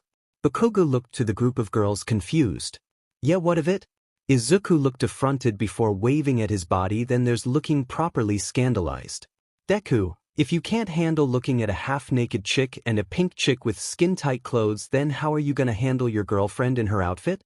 Izuku fell to the ground at the image of his girlfriend in her hero suit. It was just a drawing he remembered, but a very vivid one that gave him a heavy nosebleed. Getting onto all four, Izuku held up a blank sign before writing something on it. "I'm not strong enough." "Oh, shove it, nerd, and pick your ass up already. All Might already chose teams for the assignment that you literally missed all the directions for." "Oops." Izuku looked properly chastised as Bakugo chopped his head, The rest of class and All Might sweat dropping at the two students. All Might shook his head at his successor. No matter, Yaoyorozu will happily explain what's going on Midoriya Shonen, seeing as you are up first against Todoroki and Bakugo.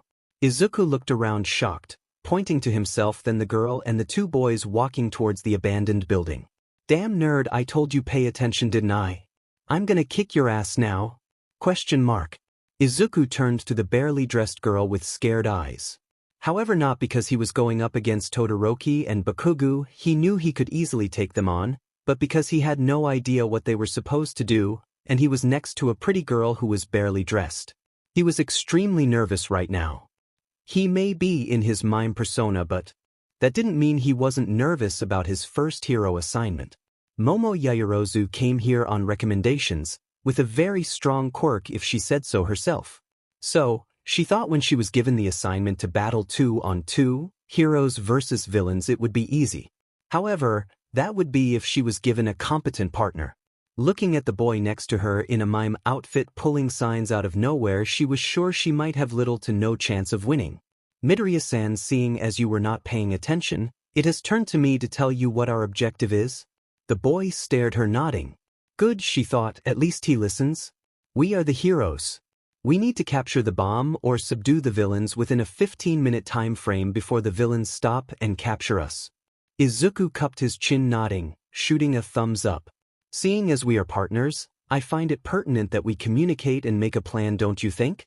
Again, a thumbs up was all she received. She realized this was going to be harder than she thought, and with only hero team go, well, there's go the planning time. She sighed. As soon as Bakugo saw he would be fighting his rival/best friend, he felt a rush of adrenaline run through his entire body, along with a sense of dread. Because out of the 125 times he's fought that prick, he's only ever won twice. Both times was by him having to fight dirty, and even then he barely won. Which is why the blonde knows if he's going to have any semblance of a chance of winning with Mr. Ice Prick on his side, playing dirty is gonna be their tactic again this time around. Listen here, Zuko, whether you want to admit it or not, we have some strong opponents coming after us, Bakugo all but growled. Todoroki merely glanced at the blonde before beginning to walk off. This did not bode well with Bakugo as he used his explosions to jump in front of him. Listen, prick. I've known Izuku my entire life, and while he is a lazy bastard, he is a strong lazy bastard. He will trap you in a box as soon as he sees you with his fucking stupid mime quirk, and then shrink that box until you are completely crushed. Ponytail, he doesn't even need her, Bakugo shrugged, but I'm sure he's gonna be nice and allow her to assist him by asking for like some duct tape or shit like that. Point is, we're out of our league if we don't work together, he finished yelling. By the end of the blonde's rant, it seemed as though his words had gotten through to the ice user, that is until his eyes had hardened, and he pushed Bakugo out of the way and kept walking towards the exit. You may be weak enough to lose to that bushy-haired boy, but I will not. Just give me 5 minutes and I will take down both Midoriya and Yaoyorozu. Bakugo merely tossed his arms in the air in anger before deciding to concoct a plan that would possibly help him get through the 15-minute mark as well as beating the damn mime. With Izuku and Yaoyorozu. Ahem, Midoriya, may I inquire as to what you plan on having us doing? Momo asked, as they continued walking towards their testing building. Izuku looked to the heiress before blushing and hurriedly looking away. However, since he knew if they were to ever become future partners on the field, he would have to come face to face with her costume again. So, stealing his resolve, he looked to her again, but this time kept to her face. In the back of his mind, he told himself he should have been doing that in the first place, but no need to sweat the little things. Anyways, as Izuku thought about the heiress's words, he shot her a thumbs up before pointing towards the top of the building, garnering a curious look from her. You want us to go to the top of the roof? While I can understand the logic behind it, why not go straight in? By doing that we could search each floor bottom to top. Izuku shook his head with arms in an X formation. Then counted down to 0 with his fingers while pointing at the front door, which just frosted up. Oh wow, Todoroki already tried to freeze us using his ice, and you figured he would do that, which is why you want us to go to the top floor, because since Todoroki came down here to stop us, that would mean they most likely have the bomb on the top floor. And if Todoroki is down here, then that means Bakugo is left alone up there. Exactly, deduction skills, Midoriya. All Might's sweat dropped at his two students before smiling. Yaoyorozu would learn to understand Midoriya so fast. Amazing. Yaoyorozu was able to make a connection with Midoriya and understand the boy in just under 2 minutes. Yaoyorozu truly deserves her recommendation. Nizu says, "Ga, where did you come from, Nizu?" "Well, I did say I was going to keep an eye out for Midoriya, did I not?" The rodent, bear thing chuckles. The rest of the class hearing this shiver at the implications. Izuku shot her a thumbs up before stepping forward, gesturing the same to the girl. Skeptical at what was happening but still trusting of the boy who kept her from being frozen, she followed him, however just not without question. "Midoriya, how are we getting to the top of the building if not by stairs? Would you like me to create some grappling with?" Before Momo could finish her thought, her and Izuku were going straight up the side of the building in what seemed like an "Midoriya, are we in some type of self-constructed elevator made from your quirk?" Izuku looked at his classmate impressed. Most people wouldn't have made such an elaborate guess when first experiencing his quirk. A sign pulled out of nowhere proved Momo right. "Yes. Amazing. Your quirk seems limitless. Well, as much as I would like to study your quirk further, we're at the top of the building," she said, after hearing a ding. "Wait, did his quirk just—" Izuku just looked to her before winking and gesturing for her to follow him. If he knew Bakugo, the boy would want to fight him up front to show how strong he's gotten. Whilst Todoroki was somewhat of a wild card. Getting a blank sign out, Izuku requested the heiress create a flamethrower. Surprisingly, she asked no questions as it seemed she knew who it was for. Then before she could say anything, Izuku handed her something. She really couldn't say what it was since it was invisible. After unraveling the invisible object, she deduced it was rope. After wrapping it back up, she put it on her belt, not even questioning how he was able to give objects made from his quirk away. "What even is your quirk, Midoriya?" she sighed. Izuku shrugged at the girl before walking ahead. Momo didn't even try to stop him for answers, rather just followed his lead. They had gone through 4 rooms before finally entering the one they wanted. Waiting for them there was an angered Bakugo with no sign of the bomb anywhere. At this sight, Izuku pulled out an arrow pointing backwards to the door, indicating he wanted Momo to leave and go search the other rooms. With a nod, she ran out along with her flamethrower and the rope Izuku had gifted her in search of the bomb. Her hopes of not running into Todoroki dashed when, after searching the 5th floor, she found him standing at the far corner. "Sorry, but I can't allow someone with face paint and a very revealing outfit beat me." Not speaking another word, Todoroki let out a rush of ice, intent on knocking Momo out. However, what he did not expect was her to be using such a high-powered flamethrower that managed to throw him back. "Troublesome, but I can cool you down," Todoroki mumbled. Another wave of ice was sent towards Momo, but again her high-powered flamethrower melted it like it was nothing, thankfully. Although she was happy Izuku's idea worked, even she was unsure of when it would run out of power. "How?" From the way Todoroki was looking troubled, Momo could tell something was wrong. His breathing was heavy, and his sides seemed to be frosting. Of course, even he can get tired from quirk overuse, Momo thought. Taking advantage of this weakness, she made a flashbang and tossed it at the boy, successfully blinding him. "On my eyes." After quickly blinding the ice user, she quickly tossed Izuku's rope at the boy, successfully capturing him. However, upon not hearing All Might's voice to state Todoroki's capture, she realized she had forgotten to put him in actual capture tape. After securing the actual tape on and hearing All Might's voice over the intercom, she smiled, waiting for Izuku finish off Bakugo. "Todoroki has been captured." Did Yamamoto really just capture Todoroki with an invisible rope and a flamethrower? Jiro asked. "Hell yes, she did. And it was Deku the Great's rope," Kirishima yelled, high-fiving Mina, who was just excited. "Unorthodox, yet effective. I like it, All Might," Nizu said, smiling. "Yeah, you would." All Might sighed. "Let's do this, nerd." And so, the battle between fated rivals began. "Nerd, lay off the fucking signs. Where are you even getting them? Question mark. What do you mean you don't know? You're the one pulling them out of your ass. Exclamation point. Okay, enough, I'm coming for your dumb mime ass," Bakugo yelled, soaring across the room thanks to his explosions. Deciding to take the fight serious, Izuku got in his Vegeta stance to activate One for All. Black and white lightning began to dance around him. his hair flying up as if he were an actual scion. Nerd, I don't know when you developed this super move, but it won't stop me from killing you. Really All Might already? Nizu mumbled. How? He thought of himself as Vegeta Super Saiyan mode. All Might chuckled. Nizu stayed quiet for a few moments before he began to laugh, slowly turning into a cackle. Oh, this is going to be a fun year. The class behind them began to become even more scared of their principal. Oh, is Bakugo serious about killing Midoriya? Nizu asked, worried for the well-being of his most interesting student. No, they're just idiots. All Might shrugged. Izuku chuckled as he enhanced the wall he mimed, making it practically indestructible. Watching his rival slam into right before his eyes was almost enough to make Izuku laugh aloud, but of course he didn't. He merely mimed it. God damn Mime, I think your wall broke my nose. Izuku looked offended that Bakugo would say such a thing, much to Bakugo's ire. Don't give me that look, you broke my nose. Bakugo yells, angry. By now his explosions had hit lethal if hit by them. Well, they would be lethal for Izuku if Bakugo could even touch him. Alright then, Bakugo grins menacingly, blood running down his face. Gonna play dirty? That it, nerd? Well, guess what?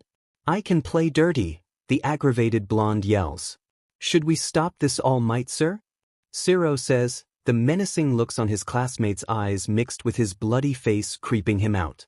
Nah, it's just getting to the good part, All Might says, eating popcorn. Izuku merely returns his yell with a smirk, knowing all too well that in the end Bakugo will lose. It's this exact thought that has him taking a rope and preparing it to toss at the blonde to capture him like he usually does. Tossing the rope at Bakugo, he smiles at the boy waiting for it to make contact, only for his eyes to widen in surprise when Bakugo somehow dodges the invisible rope. Yeah, dipshit, I've endured, adapted, and learned from our past. You can't get me with that same trick again.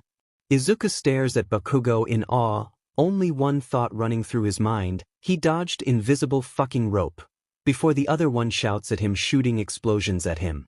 Of course it is exactly as the last time, and Izuku deflects it with a wall he mimed. Just gonna keep miming walls and boxes to keep me away, huh? Guess it's time for my ultimate move. Bakugo shouts, eyes gone feral.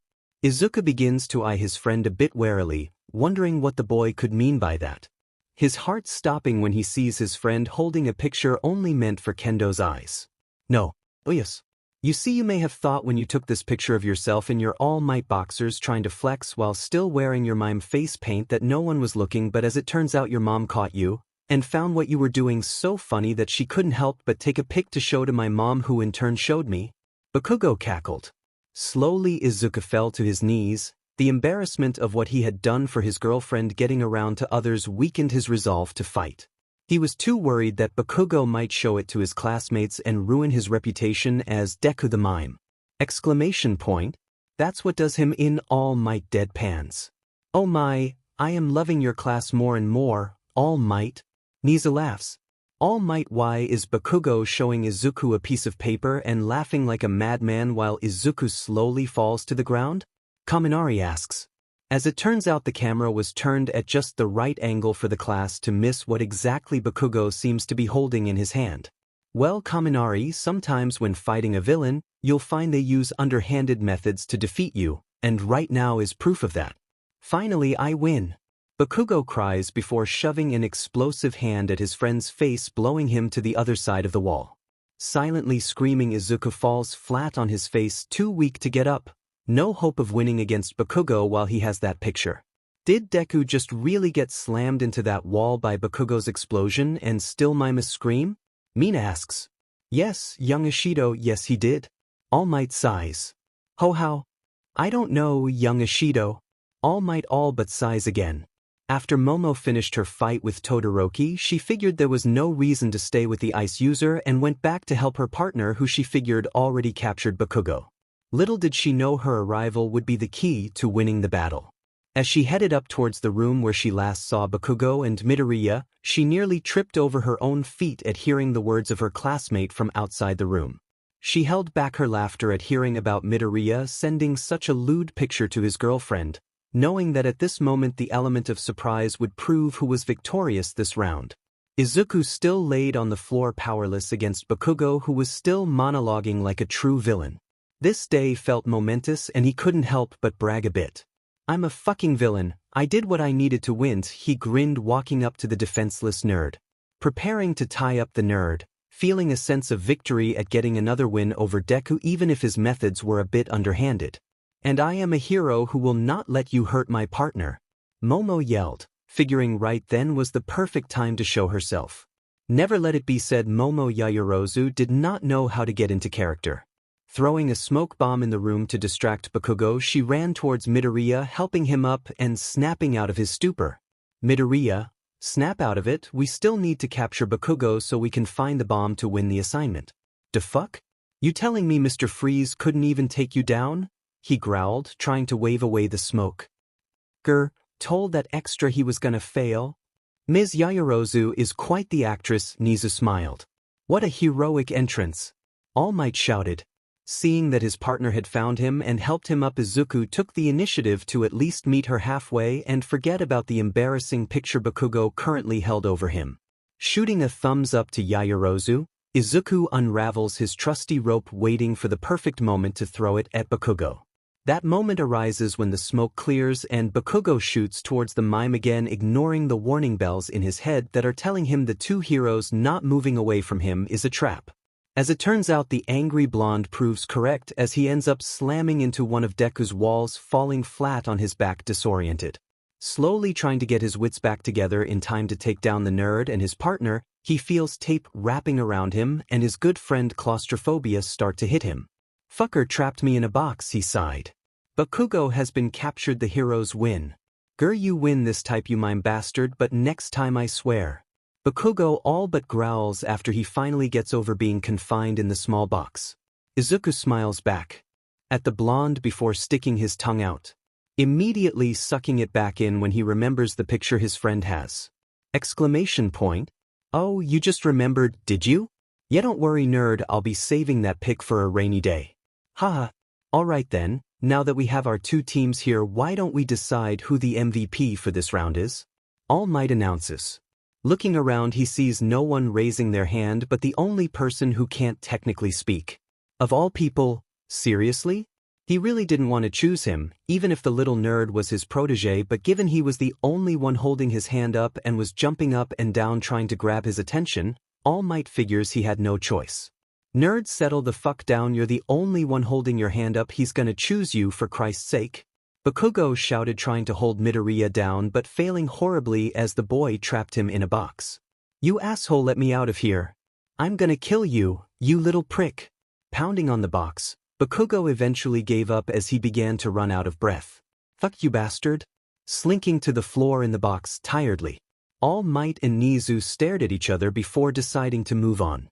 "Okay then, well, since it seems like the only one who wants to speak is Midoriya, the floor is yours." Midoriya bowed to them before gesturing to the class. The class watched closely as he pointed to Yaoyorozu, raising up one finger. The girl smiled at his compliment while others looked on confused. Then proceeded to point to Todoroki before jabbing his fists out, shooting the girl a thumbs up and bowing to her in thanks for her help with Bakugo. "Thank you, Midoriya, but you give me too much credit," Yaoyorozu says, bashful of the compliments from the mime. "I'm sorry. How the hell did you just understand a few hand gestures?" Jiro asked. "All I got from that was he thinks you're number one, and something about Todoroki getting his ass beat, I guess?" The others in class mumbled their agreement, also not sure of what the mime boy had said. Actually, if we're gonna be more specific, Midoriya named Yaoyorozu as MVP, then he said she did a great job taking down Todoroki as well as helping him take out Bakubro, and he's thankful he had her as a partner, Kirishima said. Mina and Tsu nodding their head in agreement. "Yes, sounds about right." "Nicely said, Midoriya, and just what I was thinking," All Might bellowed. "Indeed. Yaoyorozu did a wonderful job taking out Todoroki and even sneaking back to help her partner, while filling the role of hero quite well. Overall job well done," Nizu added. Yaoyorozu continued to blush in thanks to their compliments. "Now tell me what you could have done better," All Might said. This time Ida raised his hand, intent to contribute. "Yes, Ida. Ahem, Well, as good as Midoriya was, I believe that he needs to work on not being tricked by whatever underhanded methods Bakugo was able to pull on him. It seems like once Bakugo pulled that paper out, he was down for the count and was of no more help of his partner, if she had needed any help. Midoriya sat in the corner of the room while Yaoyorozu consoled him on what she considered a job well done. No, Ida was a bit too harsh on his assessment. I think you did wonderfully, Izuku. Really? ? No, not at all, we just need to work on your skills for being blackmailed. But otherwise you were a big help. Nice job, Ida, you made the mime sad. Kirishima scolded. But what? I was just doing as All Might said and critiquing the group. Were you, Ida? Or were you just still mad at Midoriya for making you do a makeup exam, so you thought to overly critique his skills this round? Nizu said. That's not it at all. Let's move on from Ida's poorly done critique and see how everyone else did. Principal Nizu perhaps? Yes. Well, I shall commend Yaoyorozu for being able to communicate with her mute partner in just a matter of seconds. That takes truly compatibility. Then to work together at the end like that was flawless. The two partners being talked about couldn't help but blush, one because she wasn't used to these many compliments, while the other was letting it go to his head, inflating his already big ego. As for the other two, TSK, Todoroki, I am disappointed you did not listen to Bakugo when he recommended teamwork. As he has the most knowledge on one of the heroes you were facing, you think you would have taken his words to heart and tried to go against him together rather than take out both alone, since you consider them too weak for you. If I recall, he as well as Miss Yaoyorozu beat you in Aizawa's assessment. Nizu pointed out, disappointed. Todoroki grit his teeth. The fact he was beat was inconceivable. I will beat them without my old man's power. And Bakugo, good try. You were close to beating Midoriya, but you were too much like a villain. And I simply mean you continued to monologue when you should have gone in for the kill and taken Midoriya out before Yaoyorozu showed up to help him out. By then you had already lost. Nizu concluded. Bakugo growling at the mouse, bear while still stuck in his box. Whatever. The rest of the class just looked at the four students who had fought and were impressed and scared. If this is what they were up against, then they had a lot of work to do to catch up. Well, I'll be off, All Might. It was quite fun watching your class. Nizu says, walking off. Wait, Principal Nizu, aren't you going to watch our fights? Hagakure asks. Oh no, I mean no offense, but none of you interest me as much as Izuku Midoriya does. What? They all yelled. Well, good day and have fun. We're basically extras, the class yelled, insulted at their principal's words. Well, I could have told you that, Bakugo scoffed. Class 1B. Do you really have a mime fetish? A green-haired girl, Setsuna if she remembers correctly, asks smiling. I'm gonna kill those two kendo-sais. I'm just asking because I followed Deku the Great and saw that there was a video of the blonde boy saying how you have a mime fetish and that's how Deku reeled you in, she says. I don't have a mime fetish, Kendo weakly defends, face bright red from the girl reciting the exact content of that wretched video which to this day still haunts her. Whoa, Press has a mime fetish and with Deku the Great? Tetsutetsu yells. I do not. And when the hell did you make me president? When we found out how fearless you are admitting to the whole world your mime fetish, Yui says stoically. But I don't. Falling to the ground, Kendo tries to defend her choice in boyfriends.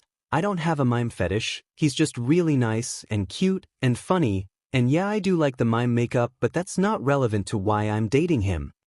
Kendo, you totally just admitted to us that you have a thing for Deku's face paint? Setsuna laughs. No. Not here, I was supposed to start fresh, Kendo whispered weakly. Ah, come on babe, did you really think even here I wouldn't embarrass you? Midoriya asks, seemingly appearing out of nowhere, hugging the girl from behind. Jumping out of his arms, Kendo smacks the boy's head. Damn it, Izuku, I thought I told you to behave. But I am, the boy pouts. I just was passing by when I saw you and was like, hey my hot girlfriend, let's go greet her. 1. You did the total opposite of what you just said you wanted to do.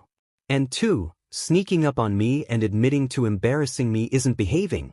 She deadpanned. Besides, why aren't you in class? Izuku began to sweat at his girlfriend's question, although their battle. Training was over, and they had all finished changing. All Might had told them to meet back at class since Aizawa had some parting words.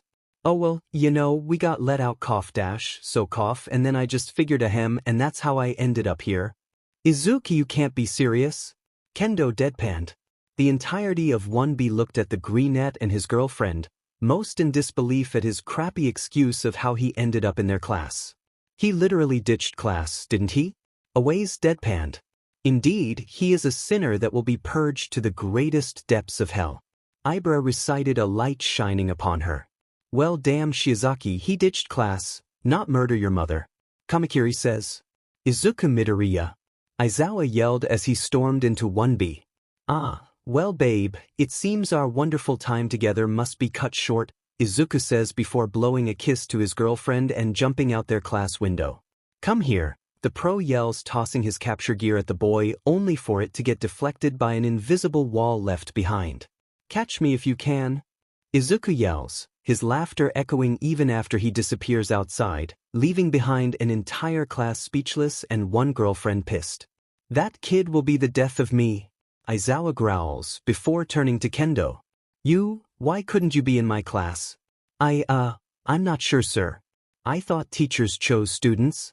Aizawa's eye twitched at her statement. Whatever, I have an idiot to catch.